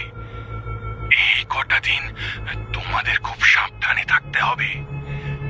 রাহুলকে একা ছাড়বে না, আর চেষ্টা করবে তাকে ওই পুঁথি থেকে দূরে রাখতে। যদিও আমি জানি সেটা প্রায় অসম্ভব। আমি তোমাকে একটি মন্ত্র পাঠাচ্ছি। মন্ত্রটি পড়তে পড়তে বাড়ির চারিদিকে জলের ছিটে দেবে, আর সব সময় বুদ্ধের নাম জপ করবে। তথাগতের করুণা তোমাদের রক্ষা করুক। ফোনটা রেখে অধ্যাপক শর্মা আর প্রিয়া পরস্পরের দিকে তাকালেন। তাদের দুজনের চোখেই ছিল চরম আতঙ্ক আর অসহায়তা। আগামী কটা দিন তাদের এক ভয়ঙ্কর অশুভ শক্তির সাথে লড়াই করে টিকে থাকতে হবে, শুধু রাহুলের জন্য নয়, নিজেদের অস্তিত্ব রক্ষার জন্য।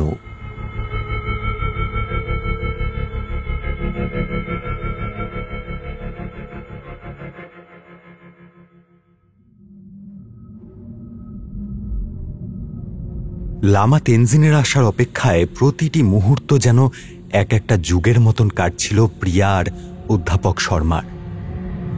অধ্যাপক শর্মা প্রায় সারা দিন তাদের ফ্ল্যাটেই থাকতেন, প্রিয়াকে সাহস যোগাতেন আর লামা তেনজিনের পাঠানো মন্ত্র জপ করতেন। কিন্তু রক্তাক্ষরার শক্তি যেন বেড়েই চলেছিল। ফ্ল্যাটের তাপমাত্রা বেশিরভাগ সময়ই অস্বাভাবিক রকমের ঠান্ডা থাকত, আর সেই পচা গন্ধটা আরো তীব্র হয়ে উঠেছিল। রাহুলের অবস্থা দিনের পর দিন খারাপ হচ্ছিল। সে প্রায় কথা বলা বন্ধই করে দিয়েছিল। শুধু থেকে থেকে সেই ভয়ঙ্কর ফ্যাসফ্যাসে গলায় দুর্বোধ্য ভাষায় কি সব বলতো আর হাসত।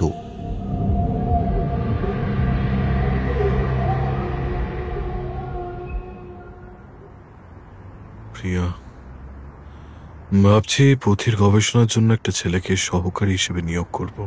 সহকারী? না না, আবার সহকারী দিয়ে কি হবে? এই কাজ তুই একাই। রাহুলের চোখ দুটো মুহূর্তেই ধক করে জ্বলে উঠল। প্রিয়া ভয় পেয়ে দুপা পিছিয়ে গেল। সে বুঝল এই ছিল রাহুলের আদেশ, বা বলা ভালো জিয়াংয়ের আদেশ, যা অমান্য করা ছিল অসম্ভব।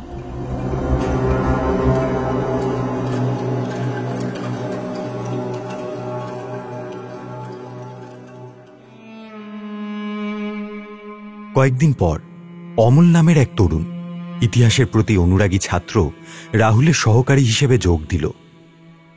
অমল প্রথমে এই সুযোগ পেয়ে খুবই উত্তেজিত ছিল। সে রাহুলের আগের গবেষণাগুলোর কথা জানত এবং তাকে শ্রদ্ধা করত, কিন্তু ফ্ল্যাটে ঢোকার পর থেকেই তার কেমন যেন অস্বস্তি হতে লাগল।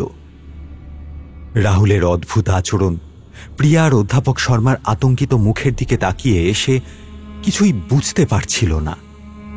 রাহুল তাকে পুঁথির কিছু সহজ অংশ অনুবাদ করতে দিয়েছিল, কিন্তু পুঁথিটা স্পর্শ করার পর থেকেই অমলের মাথা ব্যথা শুরু হয়েছিল।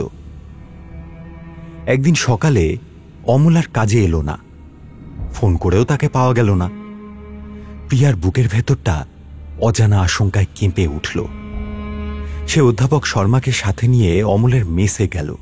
অমল, অমল, দরজা খোলো। অমল, অমল, অমল, দরজা খোলো। অমল।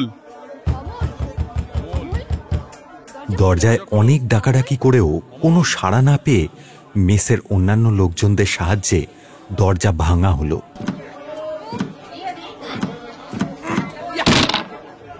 ভেতরের দৃশ্য দেখে সকলেই ভয়ে চিৎকার করে পিছিয়ে এলেন।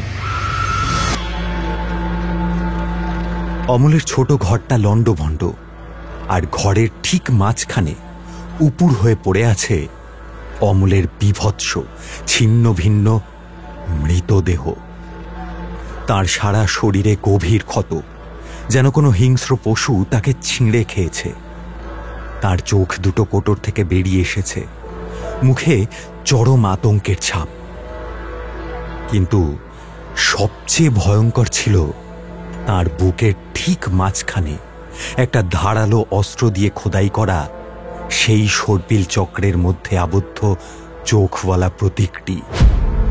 স্যার, এ তো অবিকল সেই বলি প্রথার মতো, যা রাহুল সম্প্রতি ওই পুঁথি থেকে অনুবাদ করেছিল। অধ্যাপকের কপালে গভীর ভাঁজ পড়ল। কিছুক্ষণ পর পুলিশ এলো। মেসের সমস্ত লোকজনের সঙ্গে প্রিয়া আর অধ্যাপক শর্মাকেও অনেকক্ষণ জিজ্ঞাসাবাদ করা হলো। অঞ্চলের সবাই এই নৃশংস হত্যাকাণ্ডে স্তম্ভিত। প্রিয়া আর অধ্যাপক শর্মা বুঝতে পারছিলেন এটা কোনো সাধারণ খুন নয়, এটা রক্তাক্ষরার প্রথম বলি। জিয়াং তার ক্ষুধা মেটাতে শুরু করেছে।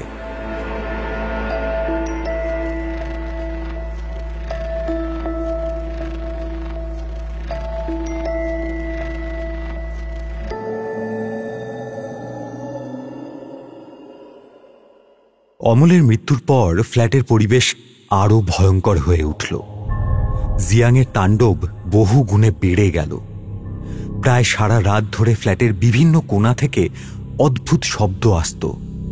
কখনো ভারী কিছু পড়ার শব্দ, কখনো জান্তব গর্জন, আবার কখনো বা অট্টহাসি। দেওয়ালে মাঝে মাঝে রক্তের মতন লাল ছোপ দেখা যেত, যা কিছুক্ষণ পরেই আবার মিলিয়ে যেত। রাহুল এখন আর বিছানা থেকে উঠত না, শুধু থেকে থেকে তার শরীরটা অদ্ভুতভাবে মোচড় খেত, আর সে দুর্বোধ্য ভাষায় চিৎকার করত। প্রিয়া আর অধ্যাপক শর্মা প্রায় নাওয়া খাওয়া ছেড়ে দিয়েছিলেন। তাদের একমাত্র আশা ছিলেন লামা তেনজিন।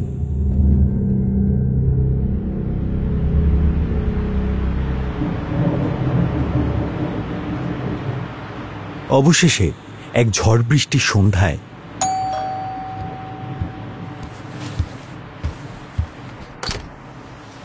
প্রিয়া কাঁপা কাঁপা হাতে দরজা খুলল। বাইরে দাঁড়িয়েছিলেন এক 70 বৃদ্ধ। তার পরনে গাঢ় মেরুন রঙের আলখাল্লা, গলায় রুদ্রাক্ষের মালা, হাতে একটা লম্বা কাঠের দণ্ড। বৃষ্টির জলে তার সারা শরীর ভেজা, কিন্তু তার মুখে প্রশান্তির এক দিব্য আভা, চোখে গভীর জ্ঞান ও অসীম করুণার ছাপ। তার আগমনে ফ্ল্যাটের সেই দমবন্ধ করা পরিবেশ যেন মুহূর্তের জন্য কিছুটা হালকা হলো। আমি লামা তেনজিন। অধ্যাপক শর্মা কি ভেতরে আছেন? গুরুদেব, আপনি এসেছেন? আসুন, আসুন, ভেতরে আসুন। লামা তেনজিন ঘরে ঢুকেই প্রথমে চারপাশটা ভালো করে দেখলেন, তারপর সোজা রাহুলের ঘরের দিকে এগিয়ে গেলেন। প্রিয়া ব্যাপারটা দেখে বেশ অবাক হল, কারণ ওরা কেউই এই বৃদ্ধ লামাকে রাহুলের ঘর দেখায়নি এখনো পর্যন্ত। ঘরের দরজাটা ভেতর থেকে বন্ধ ছিল। লামা তেনজিন দরজায় হাত রাখতেই ভেতর থেকে একটা হিংস্র গর্জন ভেসে এলো।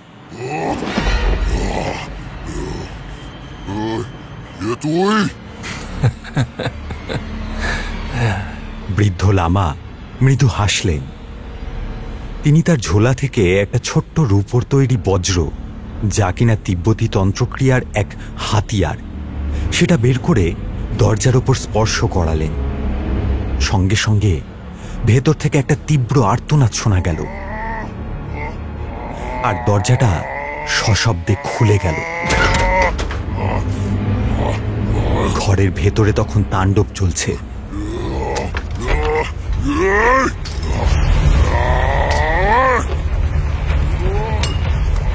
রাহুল বিছানার ওপর সোজা হয়ে দাঁড়িয়ে রয়েছে। তার চোখ দুটো আগুনের গোলার মতন জ্বলছে, মুখ দিয়ে গ্যাজলা বেরোচ্ছে। ঘরের জিনিসপত্র নিজে থেকেই উঠছে, দেওয়ালে আছড়ে পড়ছে। রক্তাক্ষরা পুঁথিটা রাহুল বুকের ওপর চাপটে ধরে রেখেছে, আর সেটা থেকে একটা ঘন কালো ধোঁয়া বেরিয়ে রাহুলের শরীরটাকে ঘিরে ফেলছে আস্তে আস্তে।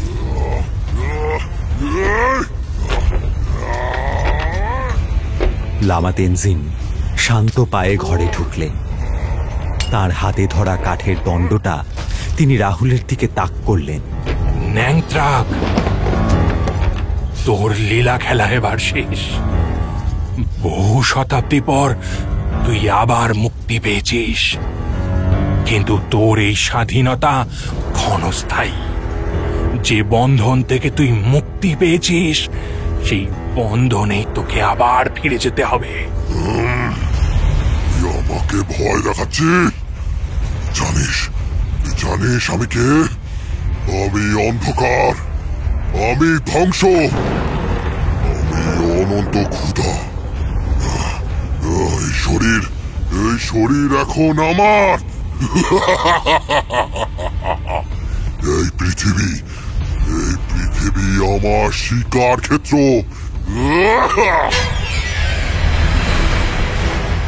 কথাগুলো বলতে বলতেই রাহুল বিছানা থেকে লাফিয়ে লামা তেনজিনের দিকে তেড়ে এলো। তার হাতের নখগুলো শানিত ছুরির মতন দেখাচ্ছিল। লামা তেনজিন কিন্তু এক চুলো নড়লেন না। তিনি তার দণ্ডটা দিয়ে মাটিতে একটা বৃত্ত আঁকলেন, আর শান্ত স্বরে এক দীর্ঘ গভীর মন্ত্র উচ্চারণ করতে শুরু করলেন। সেই মন্ত্রের প্রতিটি শব্দ যেন এক একটা অগ্নিস্ফুলিঙ্গ। রাহুলের শরীরটা সেই অদৃশ্য বৃত্তের কাছে এসে সজোরে ধাক্কা খেল, যেন একটা অদৃশ্য দেওয়ালে বাধা পেয়েছে। সে ছিটকে গিয়ে পড়ল ঘরের এক কোণে। এই বৃত্ত ভেদ করার ক্ষমতা নেই তোর, জিয়াং। এটা তথাগতের করুণার বৃত্ত। এখানে তোর অশুভ শক্তি প্রবেশ করতে পারবে না।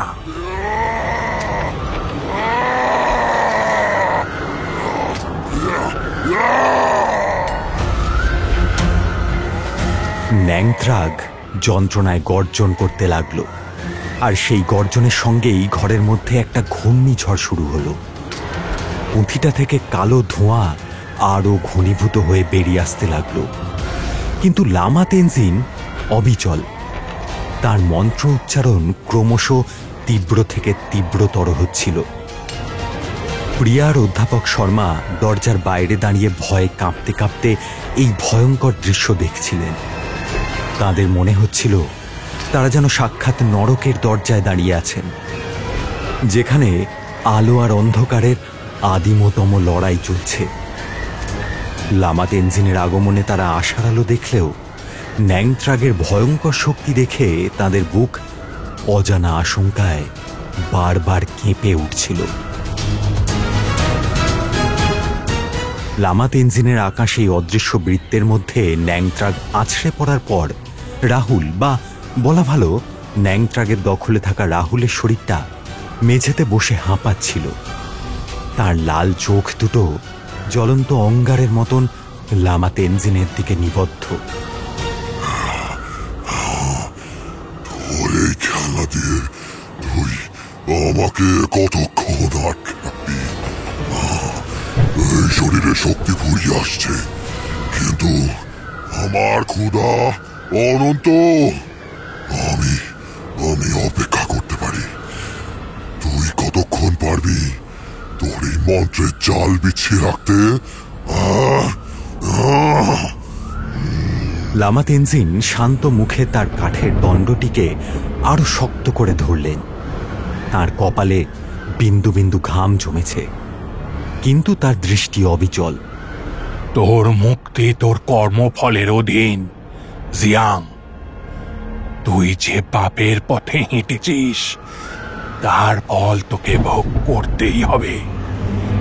আর ওই তরুণ, যার শরীর তুই অন্যায়ভাবে দখল করেছিস, তার আত্মার শক্তি তোর চেয়ে অনেক বেশি পবিত্র, অনেক বেশি শক্তিশালী। শুধু তার সেই শক্তিকে চিনে নেওয়ার যা দেরি। কথাটা বলেই তিনি তার ঝোলা থেকে একটা ছোট্ট তিব্বতী ডমরু আর একটা ঘণ্টা বের করলেন। ডমরুর গম্ভীর নিনাদ আর ঘণ্টার তীব্র পবিত্র ধ্বনি একসাথে মিশে ঘরের বাতাসে এক অদ্ভুত অনুরণন তুলল। সেই শব্দের অভিঘাতে ন্যাংত্রাগ যেন যন্ত্রণায় কুঁকড়ে গেল।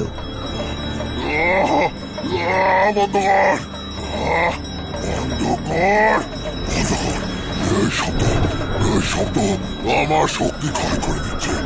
অন্ধকার। লামা তেনজিন তার মন্ত্রোচ্চারণ আরো বাড়িয়ে দিলেন। তিনি ন্যাংত্রাগকে বিভিন্ন মুদ্রা প্রদর্শন করতে লাগলেন, যার প্রত্যেকটি এক একটি বিশেষ আধ্যাত্মিক শক্তির প্রতীক। অধ্যাপক শর্মা আর প্রিয়া দরজার বাইরে দাঁড়িয়ে শ্বাসরুদ্ধ করে এই দৃশ্য দেখছিলেন।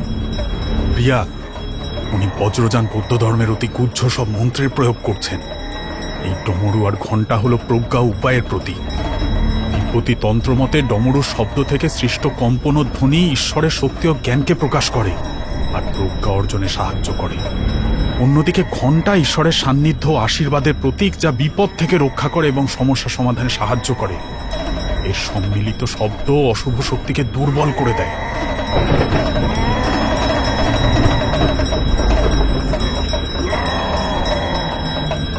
পরের কয়েক ঘন্টা ধরে চলল এই আধ্যাত্মিক যুদ্ধ। লামা তেনজিন একবারও তার স্থান থেকে নড়লেন না। তার মন্ত্রোচ্চারণের কোনো রকম বিরাম ছিল না। ঘরের ভেতরটা কখনো তীব্র আলোয় ঝলসে উঠছিল, আবার কখনো বা নিকষ কালো অন্ধকারে ঢেকে যাচ্ছিল। পুঁথিটা থেকে কখনো তীব্র দুর্গন্ধ, কখনো বা মনোমুগ্ধকর মিষ্টি সুবাস বেরিয়ে আসছিল। ন্যাংত্রাগ তার রূপ পরিবর্তন করছিল। থেকে থেকে সে এক ভয়ঙ্কর ছায়াময় আকৃতি ধারণ করছিল, যার চোখ দুটো ছিল জ্বলন্ত কয়লার মতো। সে লামা তেনজিনকে দুর্বল করার জন্য নানান রকম মায়া সৃষ্টি করতে লাগল।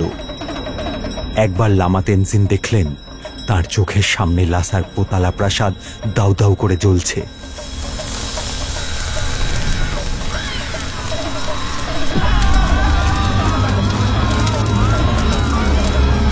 তার প্রিয় শিষ্যরা আর্তনাদ করছে, কিন্তু লামা তেনজিন জানতেন এই সবই ন্যাংত্রাগের ছলনা।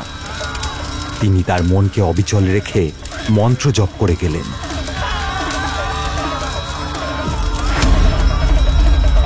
প্রিয়ার দিকেও ন্যাংত্রাগ তার মায়াজাল বিস্তার করার চেষ্টা করল।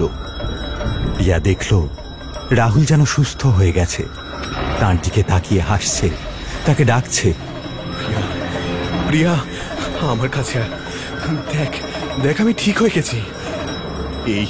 এই বুড়োটা আমাকে আটকে রেখেছে। তুই আমাকে বাঁচা, আমাকে বাঁচা। প্রিয়ার মন কেঁদে উঠল। সে রাহুলের দিকে এগিয়ে যেতে চাইল, কিন্তু অধ্যাপক শর্মা তাকে ধরে ফেললেন। না না প্রিয়া, যাস না। ওটা রাহুল নয়, ওটা ওই ন্যাংত্রাগের মায়া। তুই গেলেই ও তোকে শেষ করে ফেলবে। লামা তেনজিনও চোখ না খুলেই বললেন, তোমার মনের শক্তি ধরে রাখো মা, তোমার ভালোবাসা রাহুলের আত্মার কাছে পৌঁছেছে, কিন্তু এই মুহূর্তে তোমার দুর্বলতা প্রকাশ পেলে জিয়াং সেই সুযোগ নেবে।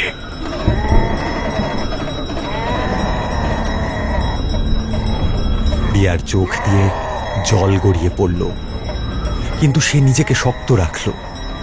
সে বুঝতে পারছিল এই লড়াই শুধু লামা তেনজিনের একার নয়, তাদের সবার। এই ভয়ঙ্কর লড়াই যখন চলছে, অধ্যাপক শর্মার মনে পড়ল সেদিনের কথা, যেদিন তিনি লুকিয়ে রাহুলের ঘর থেকে চুরি করা রক্তাক্ষরা পুঁথির শেষ পাতার লিপির পাঠোদ্ধার করতে সমর্থ হয়েছিলেন। স্তব্ধ হয়ে গিয়েছিলেন বছর 60-এর এই বৃদ্ধ মানুষটি। পাতাটি এখনো তার সঙ্গেই ছিল। নিজের অজান্তেই বুক পকেটের দিকে হাত চলে গেল ভদ্রলোকের। সেদিনের কথা মনে করে তার চোখের কোল বেয়ে দুফোঁটা জল গড়িয়ে পড়ল। আর ঠিক সেই মুহূর্তে রাহুলের ঘর থেকে ন্যাংত্রাগের এক বিকট অট্টহাসি ভেসে এলো।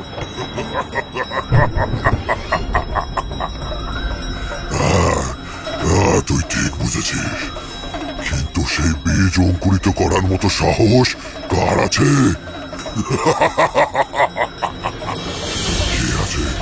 কে আছে এমন যে স্বেচ্ছায় আমার সাথে অনন্ত অন্ধকারে বিলীন হতে চাইবে? কিন্তু অধ্যাপক শর্মার কোনো উত্তর দেওয়ার আগেই হঠাৎ ন্যাংত্রাগ তার সমস্ত শক্তি একত্রিত করে লামা তেনজিনের তৈরি করা সুরক্ষা বৃত্তের ওপর এক ভয়ঙ্কর আক্রমণ হানল। লামা তেনজিন এই আকস্মিক আক্রমণে সামান্য বিচলিত হলেন। তার মন্ত্রোচ্চারণে ক্ষণিকের জন্য ছেদ পড়ল, আর সেই সুযোগেই একটা কালো ধোঁয়ার মতন ছায়ামূর্তি রাহুলের শরীর থেকে বেরিয়ে বিদ্যুতের গতিতে ছুটে এলো অধ্যাপক শর্মার দিকে। সাবধান! প্রিয়া চিৎকার করে অধ্যাপক শর্মাকে ঠেলে সরিয়ে দেওয়ার চেষ্টা করল, কিন্তু ততক্ষণে অনেক দেরি হয়ে গেছে। সেই ছায়ামূর্তি অধ্যাপক শর্মার বুকে সজোরে আঘাত করল। অধ্যাপক শর্মা আর্তনাদ করে মেঝেতে লুটিয়ে পড়লেন, আর তার পকেট থেকে সেই গুরুত্বপূর্ণ পাতাটি ভাঁজ হওয়া অবস্থায় ছিটকে পড়ল লামার পায়ের কাছে। লামা তেনজিন দ্রুত সামলে নিয়ে আবার মন্ত্র পড়ে ন্যাংত্রাককে রাহুলের শরীরে ফিরে যেতে বাধ্য করলেন।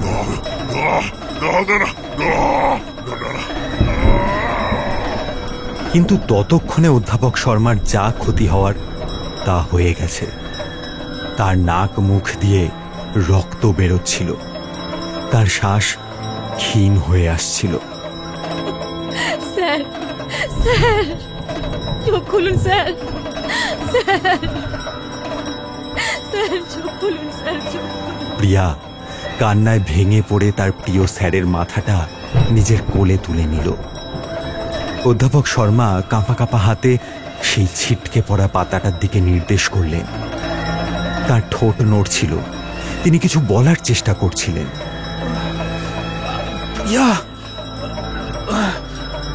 ওই পাতাটা, ওটাই রাহুলের মুক্তির একমাত্র পথ, কিন্তু মূল্য ভয়ঙ্কর, ভয়ঙ্কর।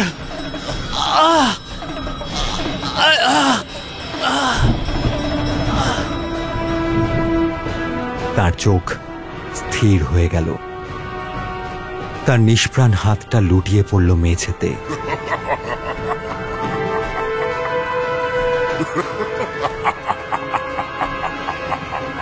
অধ্যাপক শর্মার আকস্মিক ও মর্মান্তিক মৃত্যুতে প্রিয়া আর লামা তেনজিন দুজনেই কিছুক্ষণের জন্য বাকরুদ্ধ হয়ে গিয়েছিলেন।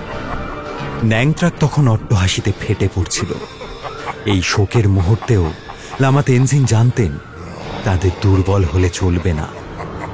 অধ্যাপক শর্মার আত্মত্যাগ বৃথা যেতে দেওয়া যাবে না। তিনি সেই রক্তমাখা পাতাটা তুলে নিলেন। পাতাটার ওপর লেগে আছে অধ্যাপক শর্মার টাটকা রক্তের দাগ।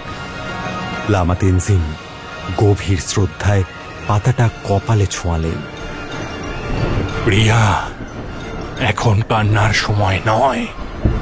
অরুণের আত্মা শান্তি পাবে তখনই যখন আমরা এই জিয়াংয়ের বিনাশ করতে পারব। অধ্যাপক শর্মা আমাদের পথ দেখিয়ে গেছেন। এই পাতায় যা লেখা আছে তা অত্যন্ত ভয়ঙ্কর, কিন্তু এটাই এখন আমাদের একমাত্র আশা, আত্মার্পণ মহাযজ্ঞ। এর মানে কি গুরুদেব? এর মানে হলো বলিদান। এর মাধ্যমে এক পবিত্র আত্মা স্বেচ্ছায় নিজেকে অগ্নিতে আহুতি দিয়ে তার সাথে আবদ্ধ অশুভ আত্মাকে ভস্মীভূত করে। কিন্তু এই বলিদানের শর্ত আরো কঠিন। যে ব্যক্তি এই আত্মাহুতি দেবে তাকে প্রথমে ন্যাংত্রাককে সম্পূর্ণরূপে নিজের চেতনায় নিজের মধ্যে গ্রহণ করতে হবে। তারপর পুঁথির মূল মন্ত্র উচ্চারণ করে নিজের ইচ্ছা শক্তি দ্বারা আত্ম অগ্নি প্রজ্বলিত করতে হবে। এই আগুনে শুধু শরীর নয়, আত্মাও চিরতরে বিলীন হয়ে যায়। কোনো পুনর্জন্ম থাকে না, কোনো অস্তিত্ব থাকে না। তার মানে যে এই বলিদান দেবে এ আর কোনোদিনও ফিরে আসবে না? না, এ হলো চরম আত্মত্যাগ। কে দেবে এই বলিদান? এই ভীরু মেয়েটা নাকি তুই, যার শক্তি এমনিতেই তলানিতে এসে ঠেকেছে? হ্যাঁ, এই পৃথিবীতে এমন কোনো আত্মা নেই যে আমার সাথে অনন্ত শূন্যে বিলীন হওয়ার আমি আমি আমি আমি দেব, আমি দেব, আমি দেব। প্রিয়া আর লামা তেনজিং দুজনেই চমকে উঠলেন। দেখা গেল রাহুল কোনো মতে বিছানার ওপর উঠে বসার চেষ্টা করছে। তার শরীর কাঁপছে, চোখ দিয়ে জল গড়িয়ে পড়ছে, কিন্তু তার দৃষ্টিতে এক অদ্ভুত স্থিরতা, যেন সেই আদিম শক্তির সঙ্গে এক অসম লড়াইয়ে মত্ত হয়েছে সে। না রাহুল, না, তুই এসব কি বলছিস? তুই জানিস এসবের মানে কি? আমি সব জানি প্রিয়া। এই অভিশাপ আমি ডেকে এনেছি, আর এর শেষও আমাকেই করতে হবে। আমার জন্য অমলকে মরতে হলো। অধ্যাপক শর্মা চলে এলেন, আর কাউকে আমি হারাতে চাই না, আর কাউকে আমি হারাতে চাই না।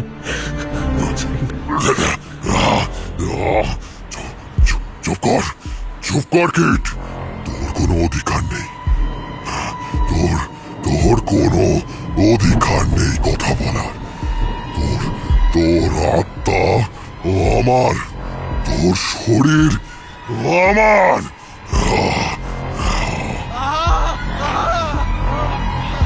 রাহুলের শরীরটা আবার মোচড় খেতে শুরু করল, কিন্তু তার মধ্যে তখন এক অদ্ভুত পরিবর্তন এসেছে।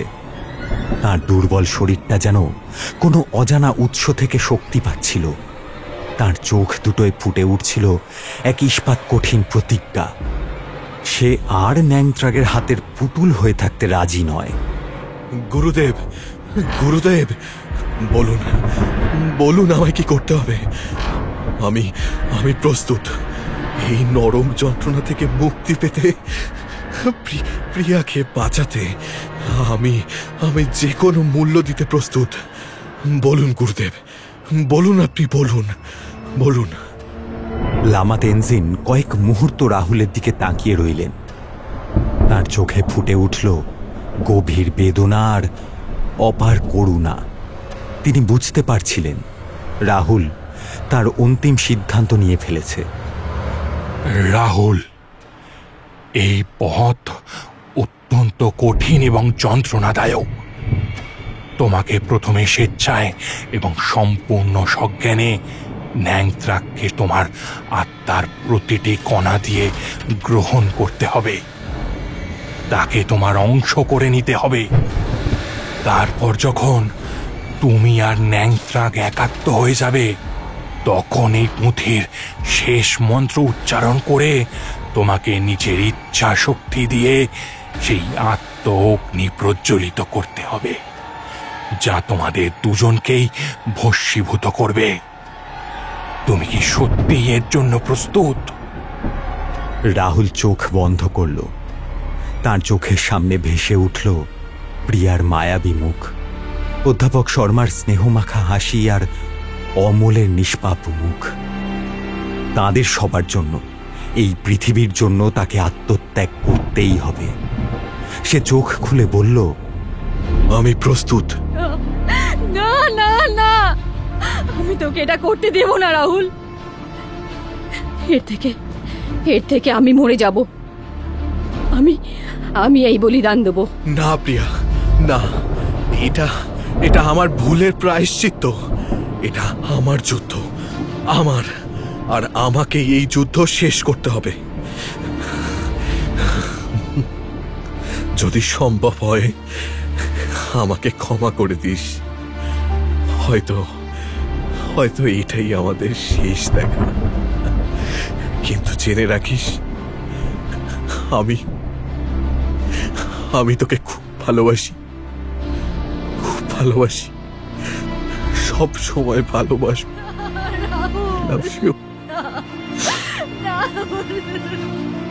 রাহুল, তোমার সিদ্ধান্ত যদি এটাই হয়, তাহলে আর দেরি করা উচিত নয়। ন্যাংত্রাগের শক্তি ক্রমশ বাড়ছে। আমাদের হাতে খুব বেশি সময় নেই। এই নাও, এই পুঁথি তোমার মুক্তির পথ, আবার এই পুঁথি তোমার বিলয়ের কারণ। এর শেষ মন্ত্র যখন তুমি পাঠ করবে, তখন তোমার সমস্ত মনোযোগ, সমস্ত ইচ্ছা শক্তি কেন্দ্রীভূত করবে তোমার আত্মার কেন্দ্রে। মনে করবে তুমি এক প্রজ্বলিত অগ্নিশিখা, যা সমস্ত অন্ধকারকে গ্রাস করতে উদ্যত। রাহুল পুঁথির পাতাটা হাতে নিল। সেটা স্পর্শ করতেই তার সারা শরীরে আবার সেই বৈদ্যুতিক শিহরণ বয়ে গেল।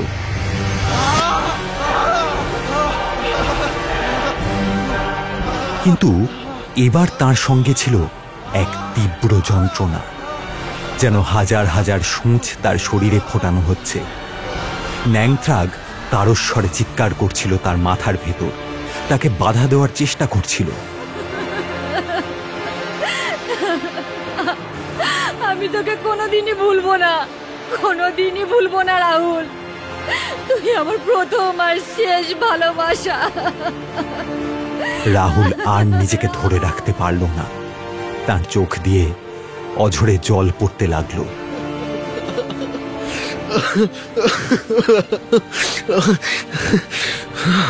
ন্যাংত্রাক, তুই আমার শরীর চেয়েছিলিস, আমার আত্মা চেয়েছিলিস, তুই এই পৃথিবীর ধ্বংস চেয়েছিলিস। নে,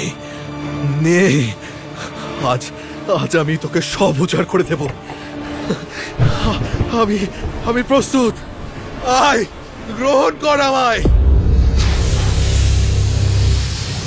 সঙ্গে সঙ্গে এক ভয়ঙ্কর কালো ধোঁয়ার কুণ্ডলী রাহুলের শরীরকে সম্পূর্ণরূপে গ্রাস করে ফেলল। রাহুল যন্ত্রণায় চিৎকার করে উঠল। তার শরীর ধনুকের মতন বেঁকে গেল। পুঁথিটা তার হাত থেকে প্রায় পড়েই যাচ্ছিল, কিন্তু সে অমানুষিক শক্তিতে সেটা আঁকড়ে ধরে রাখল। রাহুল, আর দেরি নয়, এখনই ওই অন্তিম মন্ত্র পাঠ করো। তোমার সমস্ত ইচ্ছা শক্তি একত্রিত করে আঘাত হানো।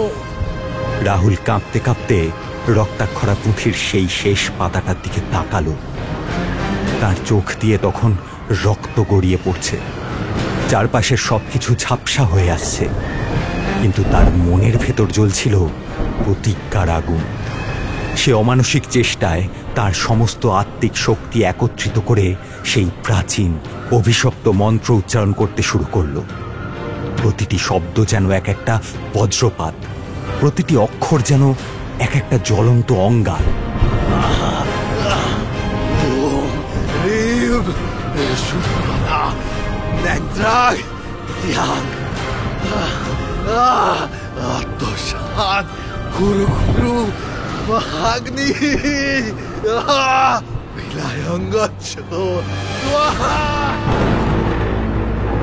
মন্ত্র শেষ হওয়ার সাথে সাথেই এক অভাবনীয় অলৌকিক ঘটনা ঘটল। রাহুলের শরীর থেকে তীব্র এক সাদা আলোকরশ্মি বিচ্ছুরিত হতে শুরু করল। সেই আলোকরশ্মি ভেদ করে বেরিয়ে এলো তপ্ত সূর্যের লেলিহান অগ্নিশিখা। সে আগুন কোনো পার্থিব আগুন নয়, সে যেন আত্মার আগুন। রক্তাক্ষরা পুঁথিটাও দাউ দাউ করে জ্বলে উঠল সেই অপার্থিব আগুনে। আলোর তেজ আর আগুনের উত্তাপ এতটাই তীব্র ছিল যে প্রিয়া আর লামা তেনজিন চোখ বন্ধ করে পিছিয়ে যেতে বাধ্য হলেন।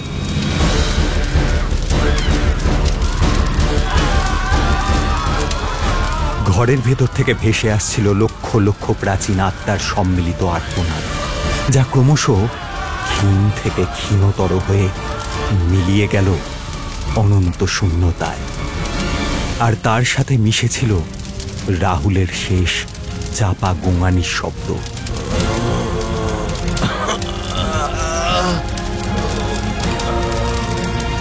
সে কি যন্ত্রণা নাকি মুক্তির আনন্দ, তা বোঝার উপায় ছিল না।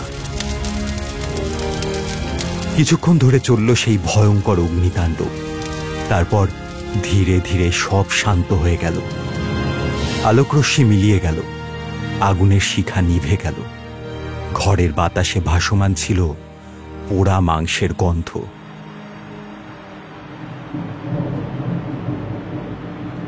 যখন প্রিয়া চোখ খুলল, দেখল ঘরের মাঝখানে যেখানে রাহুল বসেছিল সেখানে শুধু এক মুঠো সাদা ছাই পড়ে আছে, আর সেই ছাইয়ের ওপর পড়ে আছে সম্পূর্ণ ভস্মীভূত কালো হয়ে যাওয়া রক্তাক্ষরা পুঁথিটার কয়েকটা অবশেষ।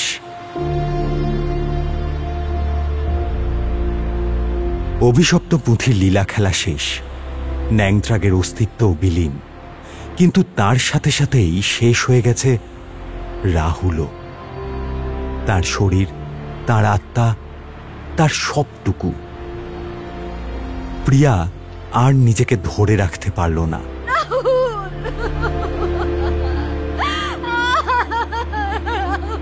এক বুক ফাটা চিৎকার করে ছুটে গিয়ে সেই ছাইয়ের ওপর আছড়ে পড়ল। সে দু হাতে সেই ছাই আঁকড়ে ধরে ডুকরে ডুকরে কাঁদতে লাগল। তার কান্নায় ঘরের দেওয়ালগুলো যেন নীরবে অশ্রুপাত করছিল। অধ্যাপক শর্মার মৃতদেহ এক কোণে পড়ে আছে, আর মাঝখানে রাহুলের আত্মত্যাগের শেষ চিহ্ন। লামা তেনজিন ধীরে ধীরে প্রিয়ার কাছে গেলেন। তার মুখেও গভীর বেদনার ছাপ। তিনি প্রিয়ার কাঁধে হাত রাখলেন, তার চোখেও জল। কেঁদো না মা, রাহুল কোনো সাধারণ মৃত্যুতে বিলীন হয়নি। সে এক মহান আত্মাহুতি দিয়েছে। তার আত্মা হয়তো পরম শূন্যে লীন হয়েছে, কিন্তু তার এই ত্যাগ, তার এই ভালোবাসা এই পৃথিবীর ইতিহাসে মহাকালের পাতায় অমর হয়ে থাকবে। সে ন্যাংত্রাগের অন্ধকার উপস্থিতি থেকে মানব জাতিকে রক্ষা করেছে। তার জন্য শোক করো, কিন্তু তার বীরত্বকেও সম্মান জানাও।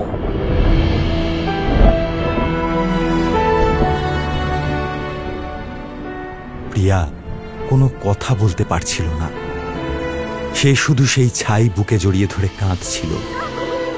তার জীবনের আকাশ থেকে সবচেয়ে উজ্জ্বল নক্ষত্রটি খসে পড়েছে, রেখে গেছে এক অনন্ত শূন্যতা।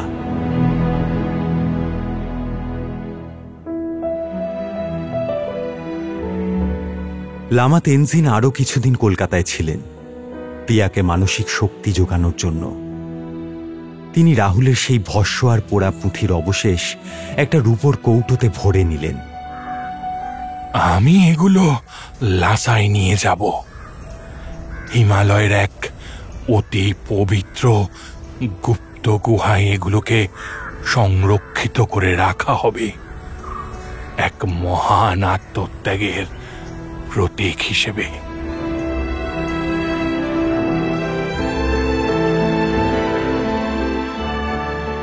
রক্তাক্ষরা পুঁথির অভিশপ্ত কাহিনী শেষ হল, কিন্তু রেখে গেল এক অনন্ত বিষাদের প্রতিধ্বনি, যা প্রিয়ার হৃদয়ে আমৃত্যু বাঁচতে থাকবে। সঙ্গে রেখে গেল এক অমলিন স্মৃতি, রাহুলের নিঃস্বার্থ ভালোবাসার, তার বিরচিত আত্মত্যাগের স্মৃতি, যা কোনো দিন ম্লান হবে না। কারণ কিছু ভালোবাসা মৃত্যুর চেয়েও শক্তিশালী, কিছু আত্মত্যাগ মহাকালের চেয়েও দীর্ঘজীবী।